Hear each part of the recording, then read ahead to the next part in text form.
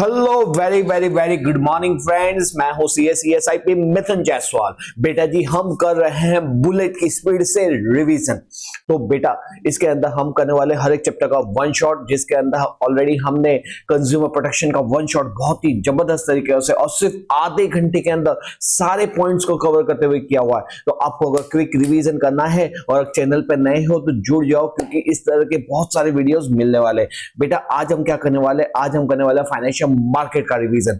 बेटा बता दो, फाइनेंशियल मार्केट अगर ओसीएम के अंदर किसी को सबसे ज्यादा अगर टफ चैप्टर लगता है, सबसे ज्यादा टेक्निकल लगता है, तो वो है फाइनेंशियल मार्केट। और being a chartered accountant, company secretary, insolvency professional, मैं आपको इतना प्रैक्टिकल और इतना इजी बना दूंगा कि आपने सोचा नहीं होगा। तो चलो विदाउट वेस्टिंग चलते हैं हमारे स्क्रीन के ऊपर। तो आ जाते हैं बुलेट स्पीड्स का रिवीजन करने के लिए हमारे चैप्टर के ऊपर। ओके बेटा जी, तो ये है चैप्टर नंबर 9। इसके अंदर बेटा जी ये जो चैप्टर है दो भाग में बटा हुआ है। एक होता है मनी मार्केट, दूसरा होता है कैपिटल मार्केट। एक कौन सा है, मनी मार्केट, दूसरा है कैपिटल मार्केट। कैपिटल मार्केट में भी दो है, primary market, secondary market, stock market, over the counter. देखते हैं क्या होता है।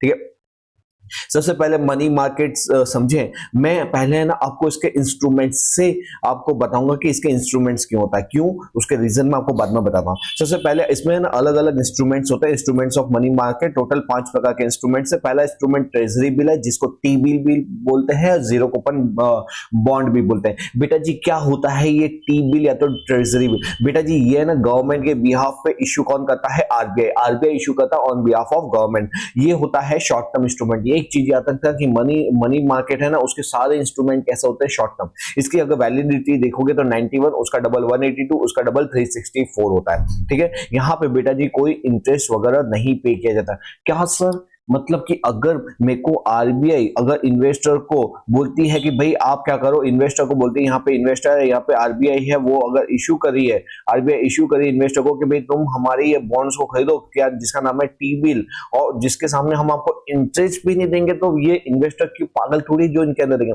बेटा रुक, शांति रख, मैं तेको बताता हूँ क्या होता है। यहाँ पे कोई इंटरेस्ट वगैरह पे नहीं किया जाता है, इसलिए इसको जीरो कूपन बॉन्ड भी बोलता है। ऐसा क्यों बोला जाता है, क्योंकि इसमें ऐसा होता है कि ये इशू किया जाता है at discount and repay at a full और फुल वैल्यू। मतलब सर, मतलब कि बेटा जी ये इश्यू होगा, जैसे सपोज कि बोलेंगे आपको कि आप क्या करो, हमको 22,000 रुपए दो, ठीक है, और हम आपको जब रिटर्न करेंगे तो 25,000 रुपए देंगे। मतलब जब 91 डेज बाद रिटर्न करेंगे तो कितना देंगे, 25,000। तो ये जो बीच का जो 3,000 हुआ वो क्या हो गया, इनडायरेक्टली आपका प्रॉफिट ही हो गया, आपका इंटरेस्ट ही हो गया। लेकिन वो इंटरेस्ट बोल के नहीं देते, ये बोलते हैं कि हम आपको डिस्काउंट में इशू करेंगे एंड रिडीम करेंगे एट अ पार के अंदर। तो ये यही लिखा हुआ difference between the issue price and the maturity value क्या होता है, वो रिटर्न टू द इन्वेस्टर होता है। ये हाईली लिक्विड होता है। हाईली लिक्विड का मतलब क्या, अगर आपने इन्वेस्ट किया और लगता है कि सर मेरे को पैसे की जरूरत, आप इसको जाके मार्केट में बेचो, पैसा रियलाइज करो। ये ऑलमोस्ट रिस्क फ्री है, क्योंकि यहाँ पे गवर्नमेंट इन्वॉल्व है। Issue in the form of promissory note. Promissory notes मतलब क्या होता है, इजीली ट्रांसफरेबल होता है। ठीक है जी, ओके। तो ये क्या, treasurable, T bill, zero coupon bond. Next आता है कमर्शियल पेपर, जिसको आप फाइनेंशियल पेपर, इंडस्ट्रियल पेपर या तो कॉर्पोरेट पेपर भी बोलते हैं। बेटा ये जितने भी इंस्ट्रूमेंट्स के नाम है वो याद रखेंगे, क्यों, क्योंकि हमको मालूम नहीं कि कमर्शियल की जगह फाइनेंशियल पेपर पूछ लिया तो हम तो बोलेंगे यार पता नहीं कहां से पूछा, लेकिन ये तो उसी का कमर्शियल पेपर था। बेटा जी क्या होता है कमर्शियल पेपर, ये जो अनसिक्योर्ड इंस्ट्रूमेंट्स होता है, ये अनसिक्योर्ड इंस्ट्रूमेंट्स क्या होता है, मतलब यहाँ पे जो कंपनी होती है ना, कंपनी उसको पैसे की रिक्वायरमेंट होती है, और वो किसको बोलती है, इन्वेस्टर को बोलती है कि भाई इन्वेस्टर सुन सुन सुन, अरे बाबा सुन, मुझे 1 लाख रुपए तू दे दे। क्या बोलेंगे यहाँ पे, मेरे को क्या कर, 1 लाख नहीं 5 लाख दे, 5 लाख दे। सब 5 लाख क्यों, बताता हूं मैं। यहाँ पे बेसिकली क्या होता है इसके अंदर, यहाँ पे कंपनी किसको बोलती है, इन्वेस्टर को बोलती है भाई तुम मेरे को 5 लाख रुपए दो, इसके बदले मैं आपको क्या दूंगा, एक कमर्शियल पेपर दूंगा। कमर्शियल पेपर के अंदर आपको क्या मिलेगा, ये एक प्रकार का, ये जैसे हम कोई चीज खरीदते हैं तो इनवॉइस नहीं दी जाती, ये इनवॉइस ही तो है, जिसका इनवॉइस का नाम है कमर्शियल पेपर या तो फाइनेंशियल पेपर या तो इंडस्ट्रियल पेपर, कॉर्पोरेट पेपर। इसमें सामने वाली कंपनी उसको बोलती है कि भाई मैं आपको इंटरेस्ट दूंगा और इसकी मैच्योरिटी के ऊपर मैं आपको आपके पैसे वापस लौटा दूंगा। तो इन्वेस्टर को क्या फायदा होगा, उसको इंटरेस्ट मिलेगा और मैच्योरिटी पे उसके पैसे वापस मिल जाएंगे। ओके जी, तो ये कौन करती है, ये कौन करती है, क्रेडिट वर्दीनेस कंपनी करती है। सर क्रेडिट वर्दीनेस क्यों करती है, क्योंकि यहाँ पे ये जो इंस्ट्रूमेंट्स होता है वो होता है अनसिक्योर्ड। क्या होता है, अनसिक्योर। तो अनसिक्योर का मतलब जिसके ऊपर कोई मॉर्गेज नहीं है। मतलब कि अगर सपोज कि मैं हूं, ठीक है, मैंने श्रीधर इंस्टीट्यूट के नाम से क्या क्या कमर्शियल पेपर इशू किए और बोला कि मेरे को बड़ा इंस्टीट्यूशन खोलना है बहुत बड़े लेवल के ऊपर, मेरे को इतनी जगह चाहिए होगी, इतने बंदे चाहिए होंगे, इतने इंस्ट्रूमेंट्स चाहिए होंगे, तो आप मेरे को क्या करो 5-5 लाख रुपए दो। आप बोलोगे सर हम आपको 5-5 लाख रुपए क्यों दें? मैं बोलूंगा मार्केट रेट चलता है 8% रेट ऑफ इंटरेस्ट, मैं आपको 15% रेट ऑफ इंटरेस्ट दूंगा। आप बोलोगे वाओ सर 8%, सीधा double rate of interest. Low sir, भरोसा है आप पे। तो इन शॉर्ट यहाँ पे क्या होगा, यहाँ पे क्या हाई रेट ऑफ इंटरेस्ट दिया जाता है और दूसरा कंपनी की क्रेडिट वर्दीनेस होती है, वो कंपनी कभी डिफॉल्ट नहीं करती, वो कंपनी की वैल्यू मार्केट में बहुत अच्छी होती है, तभी इस प्रकार के इंस्ट्रूमेंट्स को इश्यू कर पाती है। क्यों? क्योंकि वो इश्यू तो कर देगी, लेकिन अगर लोगों ने अगर खरीदा ही नहीं, तो लोगों ने उसके अंदर इन्वेस्ट नहीं किया, तो वो तो फेल हो जाएगा उसका आईपीओ। तो बेटा जी यहाँ पे इसलिए क्या होता है, ये अनसिक्योर्ड होता है, लेकिन क्रेडिट वर्दीनेस कंपनी करती है, इसलिए ये इसके पूरा फुल्ली सब्सक्राइब हो जाता है। Mainly for the short term working capital के लिए चाहिए होता है। It is a bridge finance. बेटा जी ये ब्रिज फाइनेंस क्यों होता है? क्योंकि ये जो कंपनियां होती है ना, ये कंपनी लाती है बड़े बड़े शेयर्स के आईपीओ। आईपीओ का मतलब कि ये लाती है 2000 करोड़, 3000 करोड़, 4000 करोड़ के आईपीओ। अब आईपीओ का मतलब मैं आपको आगे बताता हूँ, इनिशियल पब्लिक ऑफर होता है। यहाँ पे आईपीओ से हम शेयर से पैसा रेस करते हैं, लेकिन शेयर से पैसा रेस करना है तो आपने ऐसा नहीं किया जाके पब्लिक को अनाउंस कर दिया, सुनो सुनो सुनो सुनो मैं आईपीओ ला रहा हूँ, मेरे अंदर शेयर के अंदर इन्वेस्ट करोगे, मेरे शेयर लोगे क्या? ऐसा नहीं होता बेटा जी, एक लीगल प्रोसेस होती है जिसके थ्रू आपको निकलना पड़ता है। बहुत सारे इंटरमीडिएट्स को हायर करना पड़ता है, स्टॉक एक्सचेंज को हायर करो, आपको ब्रोकर, सब ब्रोकर, बहुत म्यूचुअल फंड्स, बैंक, सबको इन्वॉल्व करना पड़ता है, उनको पे करना पड़ता है पैसा। अब आईपीओ से पैसा आएगा आपका 3 महीने बाद, क्योंकि आईपीओ की प्रोसेस जो लीगल प्रोसेस होती है उसमें 3 से 6 महीने लग जाता है, लेकिन उनको पैसे तो देने पड़ेंगे, प्रोफेशनल फीस। वो फीस कहां से आएगी? उनकी फीस ही बहुत भारी भरकम होती है, तो कितनी बार उस फीस को देने के लिए हम कमर्शियल पेपर इशू करते हैं। सर तो इसके अंदर चार्जेस नहीं लगेंगे? बेटा ये क्या होता है, शेयर्स की जो प्रोसेस होती है लेंदी होती है, वहां पे बहुत सारी पार्टी इन्वॉल्व होती है, वहां पे खर्चा बहुत होता है, लेकिन ये जो कमर्शियल पेपर होता है वो इजीली होता है, डायरेक्टली आप पब्लिक को इश्यू कर सकते हैं, इसलिए यहाँ पे खर्चा भी कम होता है और मनी भी जल्दी से मिल जाता है। ठीक है जी, तो ये ब्रिज फाइनेंस के लिए यूज किया जाता है। इसके इंस्ट्रूमेंट्स की जो वैलिडिटी होती है ये 7 डे से लेकर 1 साल तक के लिए किया जाता है। मैंने आपको बताया मनी मार्केट इंस्ट्रूमेंट्स मैक्सिमम 1 साल तक के लिए होगा। ये इशू किया जाता है एट अ डिस्काउंट, मगर यहाँ पे 5 लाख के मल्टीपल, मतलब 5 लाख, 10 लाख, 15 लाख, 20 लाख ऐसे मल्टीपल में इशू किया जाता है। ये ट्रांसफरेबल होता है, नेगोशिएबल होता है, आप इजिली किसी को भी सेल करके आप अपना पैसा रियलाइज करोगे। फिर क्या होगा, जो जिसके पास ये इंस्ट्रूमेंट्स होगा as on the date of maturity, company उसको पैसे दे देगी। ठीक है, और इसको रेगुलेट कौन क्या करता है? आरबीआई करती है। ठीक है जी, ठीक है, ओके। नेक्स्ट है हमारा certificate of deposit. Certificate of deposit क्या होता है बेटा? ये भी अनसिक्योर इंस्ट्रूमेंट्स होता है, ये भी शॉर्ट टर्म होता है, नेगोशिएबल होता है। एक चीज याद रखना, इसके अंदर जितने भी इंस्ट्रूमेंट्स है वो क्या है, ये क्या है, शॉर्ट टर्म है एंड नेगोशिएबल है। ठीक है, इसको इशू कौन करता है? ये इसको इशू क्या करता है? Schedule commercial bank and financial institution. हर एक का याद रखना बेटा कि इशू कौन कर रहा है। जैसे पहला वाले के अंदर RBI on behalf of government था, यहाँ पे कंपनी कॉर्पोरेट इशू करता है, और ये जो सर्टिफिकेट ऑफ डिपॉजिट है वो कौन इश्यू करेगा? Bank and financial institution issue करेंगे। Use to raise short term fund from the individual and institution. ये क्या करती है बेटा जी? ये short term fund individual institution को इश्यू किया जाता है, वो अपने पैसे देते हैं। और ये क्या होता है? Minimum value of 1 lakh. Sir ये मिनिमम वैल्यू ऑफ 1 लाख का मतलब क्या है बेटा जी? एक फर्क समझना, ये है मल्टीपल ऑफ 5 लाख है, और ये मिनिमम 1 लाख है। मिनिमम 1 लाख का मतलब वो 1 लाख। या तो बोलेंगे कि आपको मिनिमम, अगर हमारे इंस्ट्रूमेंट्स खरीदने तो सपोज मिनिमम आपको 1,05,000 रुपए देना पड़ेगा। मतलब कि ये 1 लाख से ऊपर कितनी भी अमाउंट हो सकती है, लेकिन यहाँ पे क्या होगा, आपको मिनिमम 5 लाख और मल्टीपल के अंदर मतलब आपको लॉट लेना पड़ेगा। 5 लाख का एक लॉट होगा, या तो 10 लाख का 2 लॉट, यहाँ पे 10 मतलब यहाँ पे 2 लॉट होंगे, या तो आपको 3 लॉट लेने हैं तो 15 लाख, मतलब आपको 5-5 लाख के ही आपको लॉट खरीदने हैं। ठीक है, और यहाँ पे तो क्या होता है, मिनिमम वैल्यू 1 लाख की है। इस डिफरेंस को आप बेटा ध्यान रखा। ये आप वो कैन बी सोल्ड, ये तो मैंने बता दिया था, नेगोशिएबल इंस्ट्रूमेंट्स होते हैं, कैन बी इजीली सोल्ड होते हैं। और ये क्या होता है, is different from the fix deposit. अरे फिक्स डिपॉजिट तो हम बैंक के अंदर डिपॉजिट करते हैं, उसके ऊपर बैंक हमको इंटरेस्ट देती है, वो नेगोशिएबल नहीं होता, वो हमारे ही पैसे होते हैं जो हमको मैच्योरिटी पे रिटर्न कर दिया जाता है। ठीक है, तो ये क्या था? ये था सर्टिफिकेट ऑफ डिपॉजिट। नेक्स्ट आता है कमर्शियल बिल। कमर्शियल बिल क्या होता है बेटा जी? कमर्शियल बिल का मतलब होता है जब ये डेटर और क्रेडिटर के बीच में जब ट्रांजेक्शन होता है, और डेटर क्या करता है, क्रेडिट पे माल परचेस करता है। क्रेडिट पे जब माल परचेस करेगा तो क्या होगा, क्रेडिटर कैसे मान लेगा कि वो डेटर पैसा चुकाएगा कि नहीं चुकाएगा? तो उसके सामने क्या करता है, एक बिल्स ऑफ एक्सचेंज, क्या बिल्स ऑफ एक्सचेंज लिख के देता है। कौन लिख के देगा? कौन लिख के देगा? Bills of exchange. Bills of exchange लिख के देगा क्रेडिटर। भाई तुम मेरे को पैसे चुका दोगे, इस बात की क्या गारंटी? मेरे को तुम ये बिल्स ऑफ एक्सचेंज जो लीगल डॉक्यूमेंट है उस पर साइन करके दो। वो बिल्स ऑफ एक्सचेंज बनाएगा कौन? क्रेडिटर। वो देगा किसको? डेटर। डेटर उसको एक्सेप्ट करेगा। जैसे वो बिल ऑफ एक्सचेंज को एक्सेप्ट करेगा वो क्या बन जाएगा? हमारा कमर्शियल बिल बन जाता है। क्या होता है? Commercial bill. अब डेटर क्या, अगर उसमें बिल्स ऑफ एक्सचेंज के अंदर 2 महीने के बाद का पेमेंट की ड्यू डेट लिखी है कि भाई मैं तुमको 2 महीने बाद पेमेंट चुका दूंगा, तो डेटर को कंपल्सरीली बिल्स के अगेंस्ट में 2 महीने बाद पेमेंट करना पड़ेगा। अगर 2 महीने बाद पेमेंट नहीं किया तो ये एक लीगल डॉक्यूमेंट है, जिसके कारण अब क्रेडिटर आपको क्या ले जा सकता है? कोर्ट में ले जा सकता है, और वहां पे आपको कोर्ट के अंदर धक्के खिला सकता है, भाई इसके अंदर मेरे पैसे नहीं दिए। तो जनरली यहाँ ये कब आता है कमर्शियल बिल? कमर्शियल बिल आता है जब क्या होता है बेटा, जब डेटर और क्रेडिटर के बीच में क्रेडिट परचेस सेल का ट्रांजैक्शन होता है, और क्रेडिट अपने पैसे वसूल करने के लिए, अपने पैसे को सिक्योर करने के लिए डेटर से बिल्स खाता है। ठीक है, इसका टाइम पीरियड क्या होता है? 30, 60, 90 डेज का होता है। ये बहुत सारे बिल्स अलग अलग इसके नाम दिए हुए हैं। ये trade bill, hundi, demand bill, foreign bill, इन सब नामों से भी जाना जाता है।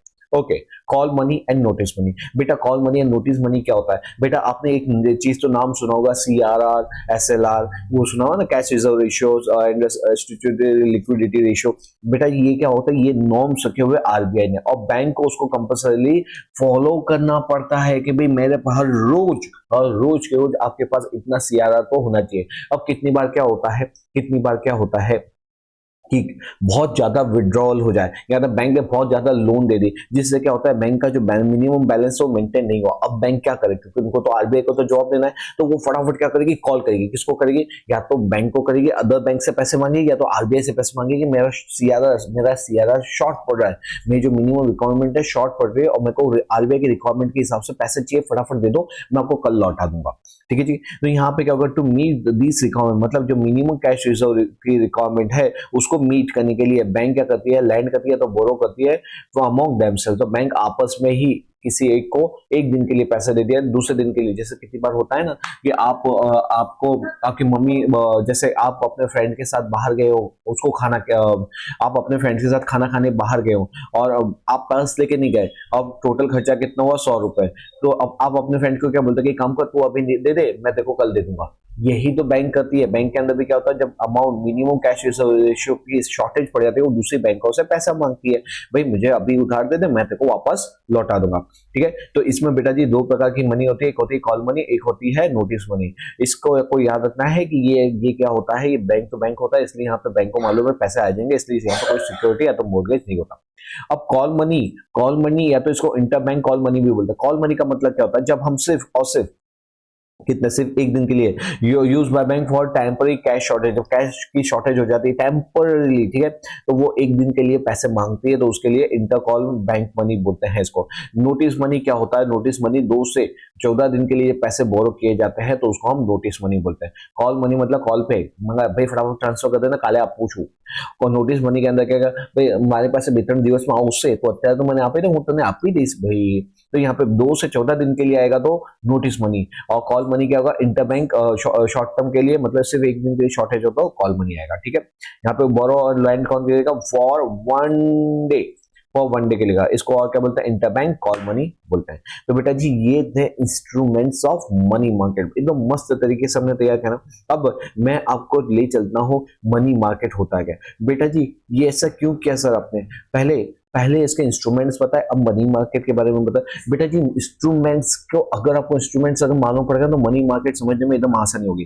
बेटा जी मनी मार्केट क्या होता है? Is a market for dealing with short term financial asset. बताओ हमने जितने भी इंस्ट्रूमेंट्स पढ़े उसके अंदर वैलिडिटी कितनी थी? शॉर्ट टर्म थी। ओके, ये क्या होता है? ये हाईली लिक्विड होता है। हमने सब इंस्ट्रूमेंट्स क्या देखे थे? Negotiable instruments.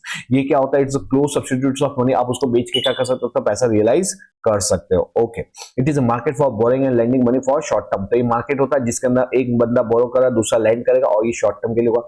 हाँ सर ये तो सारे उसके यार, यही तो मैं बोल रहा हूँ, क्या मस्त सर है ये तो। आप क्या करते हो, पहले ये पढ़ते हो बोर हो जाते हैं, नहीं इसके इंस्ट्रूमेंट्स पढ़ लो, इंस्ट्रूमेंट्स के ऊपर से तो मनी मार्केट बना हुआ है।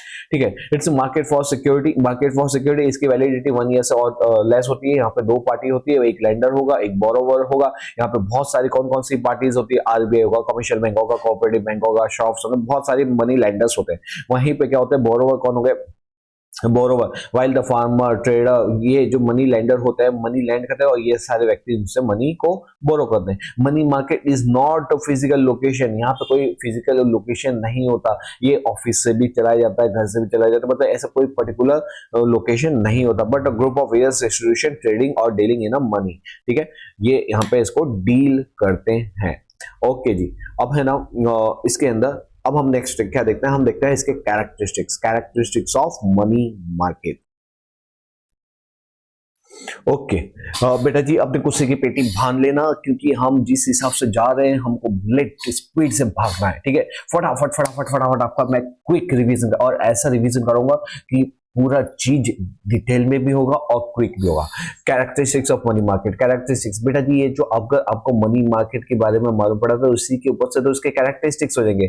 ये दो पार्ट में बड़ा होता है, ये ऑर्गेनाइज होता है, ये अनऑर्गेनाइज मनी मार्केट। मतलब अगर मतलब क्या होता है बेटा, ऑर्गेनाइज मनी मार्केट का मतलब क्या, जहां पे कोई भी इंस्ट्रूमेंट्स के अंदर मनी रेज की जा रही है, जिसके अंदर गवर्नमेंट्स के आरबीआई के रूल्स रेगुलेशन लगते हैं, तो वो ऑर्गेनाइज मनी मार्केट है। अनऑर्गेनाइज मनी मार्केट क्या होता है, शॉप्स वगैरह होते हैं, मतलब ये मनी लेंडर्स होते हैं। वो क्या होते हैं, मनी लेंडर, जैसे कि मैंने आपको, आप मेरे पास आए कि सर सर सर अभी 1 लाख रुपए की जरूरत है, आप मेरे को पैसे दे दो ना। मैंने बोला हाँ पैसे दे दूंगा, लेकिन मैं तुमसे 15% लूंगा। सो 15% रेट ऑफ इंटरेस्ट होता है, वो यहाँ 15% तो कहीं नहीं चलता। अब यहाँ पे क्या है, यहाँ पे क्योंकि being you and me are individual party, जिसके ऊपर गवर्नमेंट का कोई रूल्स रेगुलेशन, आरबीआई की कोई गाइडलाइन नहीं लगती, इसलिए मैं कोई भी रेट आपको चार्ज कर सकता हूँ। मैं आप बोलूंगा कि ठीक है चलो कोई नहीं, तुम मैं बहुत अच्छे स्टूडेंट्स हो, मैं तुमको 2% रेट ऑफ इंटरेस्ट करूंगा। सर 2% रेट ऑफ पूरे साल का? मैं बोला हाँ। तो ये भी क्या हो गया, ये अनऑर्गेनाइज मार्केट है, जिसके अंदर कोई भी पेमेंट टर्म्स, इंटरेस्ट रेट कोई भी डिफाइन नहीं होता। वो आपके रिलेशनशिप के ऊपर, सामने वाले के रिक्वायरमेंट के ऊपर क्या होता है, डिपेंड करता है कि वो कितना इंटरेस्ट रेट चार्ज कर रहा है, क्या पेमेंट टर्म्स है, सब कुछ। तो मनी मार्केट क्या होता है, ये ऑर्गेनाइज भी हो सकता है, अनऑर्गेनाइज भी होता है। मनी मार्केट के अंदर कितना टाइम पीरियड होता है, 1 ईयर और लेस होता है। यहाँ पे क्रेडिट वर्दीनेस लिखी जाती है, क्योंकि आप क्रेडिट वर्दीनेस लिखे ही उस पार्टी को मनी लैंड करते हो। ठीक है, ये यहाँ पे कोई पर्टिकुलर फिक्स लोकेशन नहीं होता। ये collective structure of various instruments, मतलब यहाँ पे क्या होगा, आरबीआई ऑफ इंडिया इन्वॉल्व होती है, commercial banks, financial institution, mutual fund, insurance company, ये सब बहुत सारे इंस्टीट्यूशन इन्वॉल्व होती है। Okay, financial instruments which are promptly convertible into cash, ये तो मैंने आपको बताया था। ये क्या होता है, ये नेगोशिएबल इंस्ट्रूमेंट्स होता है, नेगोशिएबल, आप उसको तुरंत ही सेल आउट करके पैसा रियलाइज कर सकते हैं। और ये मोस्टली कौन से फॉर्म में होता है, डेब्ट इंस्ट्रूमेंट्स होता है। डेब्ट का मतलब क्या होता है, यहाँ पे आप जब मनी इन्वेस्ट करते हो उसको आपको पर्टिकुलर टाइम पीरियड पर लौटाना पड़ता है, डेब्ट इंस्ट्रूमेंट्स। ठीक है, तो ये बेटा जी क्या थे, ये थे हमारे मनी मार्केट के कैरेक्टरिस्टिक्स। ठीक है, मजा आ रहा है कि नहीं आ रहा? चलो 2 पॉइंट्स और बच के ये भी देख लेते हैं। यहाँ पे क्या होता है, यहाँ पे रिस्क लेस होता है। क्यों रिस्क लेस हो, ऑफकोर्स वाली बात है, आपको नहीं, अगर आपने कोई किसी को लैंड किया और उसका जो इंस्ट्रूमेंट्स है, आपको पैसे की जरूरत है, आप किसी और को मार्केट में बेच सकते हो, पैसे रियलाइज कर सकते हो। सक्सेस एंड ऑपरेशन ये किसके ऊपर डिपेंड करता है, बैंकिंग एंड फाइनेंशियल इंस्टीट्यूशन के ऊपर करता है। ठीक है, अब देखो organised market, unorganised money market क्या है, ये मैंने आपको ऑलरेडी बता दिया। ऑर्गेनाइज के अंदर क्या होगा, यहाँ पे कौन इन्वॉल्व होती है, RBI, commercial bank, mutual fund, जिसके अंदर क्या होता है, it is regulated by RBI. यहाँ पे क्या होगा, यहाँ पे इंस्ट्रूमेंट्स आएंगे, treasury bill, certificate of deposit, call money, ये सारे इंस्ट्रूमेंट्स आते हैं। अनऑर्गेनाइज मतलब क्या हुआ, जहाँ पे कोई किसी की नहीं चलेगी, no regulation of any centralised institution. यहाँ पे विदाउट एनी रूल्स रेगुलेशन काम होता है। यहाँ पे काम किसके बीच में होगा, मनी लेंडर होगा, लैंडर होगा, पॉन होगा, इंडिजीनियस बैंकर होगा, शॉप्स होंगे। यहाँ पे किसी भी प्रकार का कोऑर्डिनेशन उनके बीच में नहीं होता है। ठीक है, तो बेटा जी यहाँ पे मैं आपको बता दूं कि ये जो चैप्टर है 2 भाग में बटा हुआ है। एक है कॉल मनी मार्केट, एक है मनी मार्केट और दूसरा है कैपिटल मार्केट। हमने मनी मार्केट का चैप्टर, मनी मार्केट का पार्ट खत्म कर दिया। अब जो भी आएगा ना सब पूरा कैपिटल मार्केट के ऊपर आएगा। कैसा लग रहा है, मजा आ रहा है कि नहीं आ रहा? आ रहा है ना? ऐसे ही हम बुलेट स्पीड में भी कैपिटल मार्केट के इंस्ट्रूमेंट्स को भी कंप्लीट करेंगे। बस एक काम करो, अच्छा लगा आपको तो फटाफट मैं आपको 5 सेकंड कमेंट के अंदर लिखना, कमेंट में फटाफट जाओ, वीडियो को लाइक करो, चैनल को सब्सक्राइब नहीं किया तो सब्सक्राइब करके बेल आइकन पे हिट कर दो ताकि ऐसे जो है आपको वीडियोस मिलते रहे। और क्या करो, फटाफट में कमेंट में लिखो लिखो लिखो लिखो सर बुलेट स्पीड का रिवीजन बहुत अच्छा लग रहा है, बहुत मस्त लग रहा है, और कराते रहो, जल्दी जल्दी जल्दी जल्दी। 5 सेकंड दे रहा हूँ, 5 सेकंड फटाफट छोटे से वर्ड के अंदर लिखना है। Okay okay, your time start now now now now now. Okay, tick tick 1, tick tick 2, tick tick 3, tick tick 4, tick tick 5, सब बाद में लिखना है। ओके कोई बात नहीं बेटा, बाद में लिखना। तो बेटा जी मैं आपको ये बता दूं कि हम ये जो चैप्टर है ना, money market and capital market, money market जो था वो खत्म किया, अब पूरा का पूरा आएगा शेयर मार्केट। अब वो भी कितना मजा आएगा, बच्चों को बहुत प्रॉब्लम होती है, ये पार्टी छोड़ देते हैं शेयर मार्केट का। मैं आपको बताता हूँ क्या मस्त तरीके से इसको पढ़ाते हैं। आओ तो हम आते हैं कैपिटल मार्केट के ऊपर। कैपिटल मार्केट के अंदर क्या होता है, कैपिटल मार्केट में बेटा जी दो प्रकार के मार्केट होते हैं, एक होता है प्राइमरी मार्केट और दूसरा होता है सेकेंडरी मार्केट। प्राइमरी मार्केट का मतलब क्या होता है, प्राइमरी मार्केट देखो अब नहीं, इसकी कैरेक्टरिस्टिक्स एंड ये वाला पार्ट हम देखेंगे सबसे लास्ट। सबसे पहले मैं आपको बताता हूँ प्राइमरी मार्केट क्या होता है। प्राइमरी मार्केट के अंदर क्या होता है, जब है ना कोई कंपनी है XYZ इनकॉर्पोरेशन, वो पब्लिक को बोलती है, पब्लिक को बोलती है कि पब्लिक पब्लिक पब्लिक, जैसे यहाँ पे कौन है, जेठालाल है। कौन है, जेठालाल है, उसकी दुकान का नाम क्या है, गड़ा इलेक्ट्रॉनिक। क्या नाम है, गड़ा इलेक्ट्रॉनिक। गड़ा इलेक्ट्रॉनिक अभी क्या करती है, अभी तो ट्रेडिंग करती है, मतलब वो कंपनी से गुड्स खरीदती है और लोगों को माल बेचती है। फिर क्या हुआ, टप्पू बड़ा हो गया, टप्पू बोलता है कि पप्पा पप्पा હવે આપણે આ ટ્રેડિંગનો બિઝનેસ નથી કરવાનો, હવે આપણે શું કરીશું, તો બોલે કે આપણે પોતાનું બ્રાન્ડ બનાવીશું, આપણું પોતાનું બ્રાન્ડ બનાવીને પબ્લિકને સેલ આઉટ કરીશું। મગર જેઠાલાલ બોલતા કે બટ મહિલો આની અંદર તને ખબર નથી, તો અત્યારે નવું છે, આની અંદર ઘણું બધું પૈસા લાગે છે, આ પૈસા ક્યાંથી લાવીશું, આપણે કોઈ પૈસાની ખાન થોડી છે। તો પેલો ટપુ શું કહે છે કે પપ્પા તને ખબર નથી, આપણે શેર માર્કેટ થ્રુ પણ પૈસા રેસ કરી શકીએ છીએ। બોલે શેર માર્કેટ એ કેવી રીતે, બોલે જો શેર માર્કેટમાં પૈસા રોકવા હોય ને તો આપણે આઈપીઓ લાવવું પડે, અને આઈપીઓ ની અંદર આપણે પબ્લિકને કહીશું કે જો અમારું પાસ્ટ પરફોર્મન્સ, આપણે લાસ્ટ 25 વર્ષથી બિઝનેસ કરી રહ્યા છે, જેની અંદર આપણો ટર્નઓવર આટલો છે, આપણી ક્રેડિટ વર્ધીનેસ સારી છે, અને હવે અમે મેન્યુફેક્ચરિંગ સેક્ટરમાં ઉતરવા માંગીએ છીએ, જેની અંદર અમે ઘણું બધું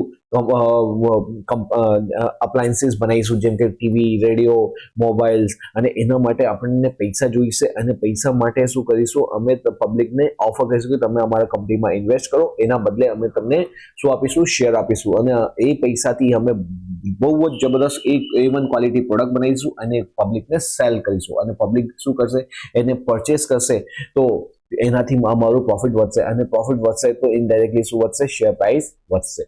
तो बोले कि बेटा मगर पब्लिक भरोसा करશે, કેમ નહીં ડેડ, પબ્લિક ભરોસો કરશે જ કરશે, કેમ કે બધા જે પણ મોટા માણસ છે, ટાટા, રિલાયન્સ, અદાની, એ બધાએ પોતાના પૈસા ઉપરથી નથી, શેર માર્કેટથી પૈસા લઈને બિઝનેસમાં નાખ્યા છે, અને એનાથી બિઝનેસ ગ્રો કર્યું છે, જેનાથી એનું પણ ગ્રો થયું, અને એમના જે શેર હોલ્ડર હતું એમનું પણ ગ્રો થયું।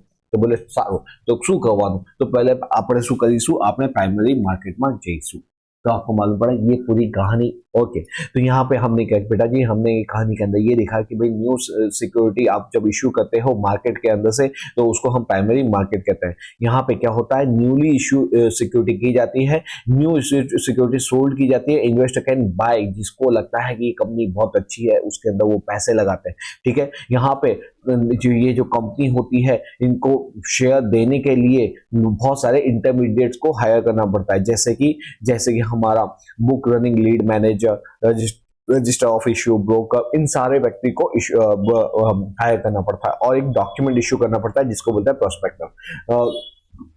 तो ये जेठालाल पूछता है टप्पू को, अला टप्पू आ प्रोस्पेक्टस શું હોય છે? બોલે કે પપ્પા પ્રોસ્પેક્ટસ કશું નથી, એક પ્રકારનું એડવર્ટાઇઝમેન્ટ છે, જેની અંદર આપણે ડિટેલ લોકોને કેવી રીતે ખબર પડશે આપણને વિશે કે આપણે શું કરીએ છીએ, એની અંદર આપણું ટર્નઓવર શું છે, પાસ્ટ પરફોર્મન્સ શું છે, આપણે શું કરવા માંગીએ છીએ, કેવી રીતે આપણે શું બનાવીશું, કેવી રીતે આપણું સેલ થશે, એ બધી જ વિગત આપણે પ્રોસ્પેક્ટસમાં લખવાની છે। It is one kind of information.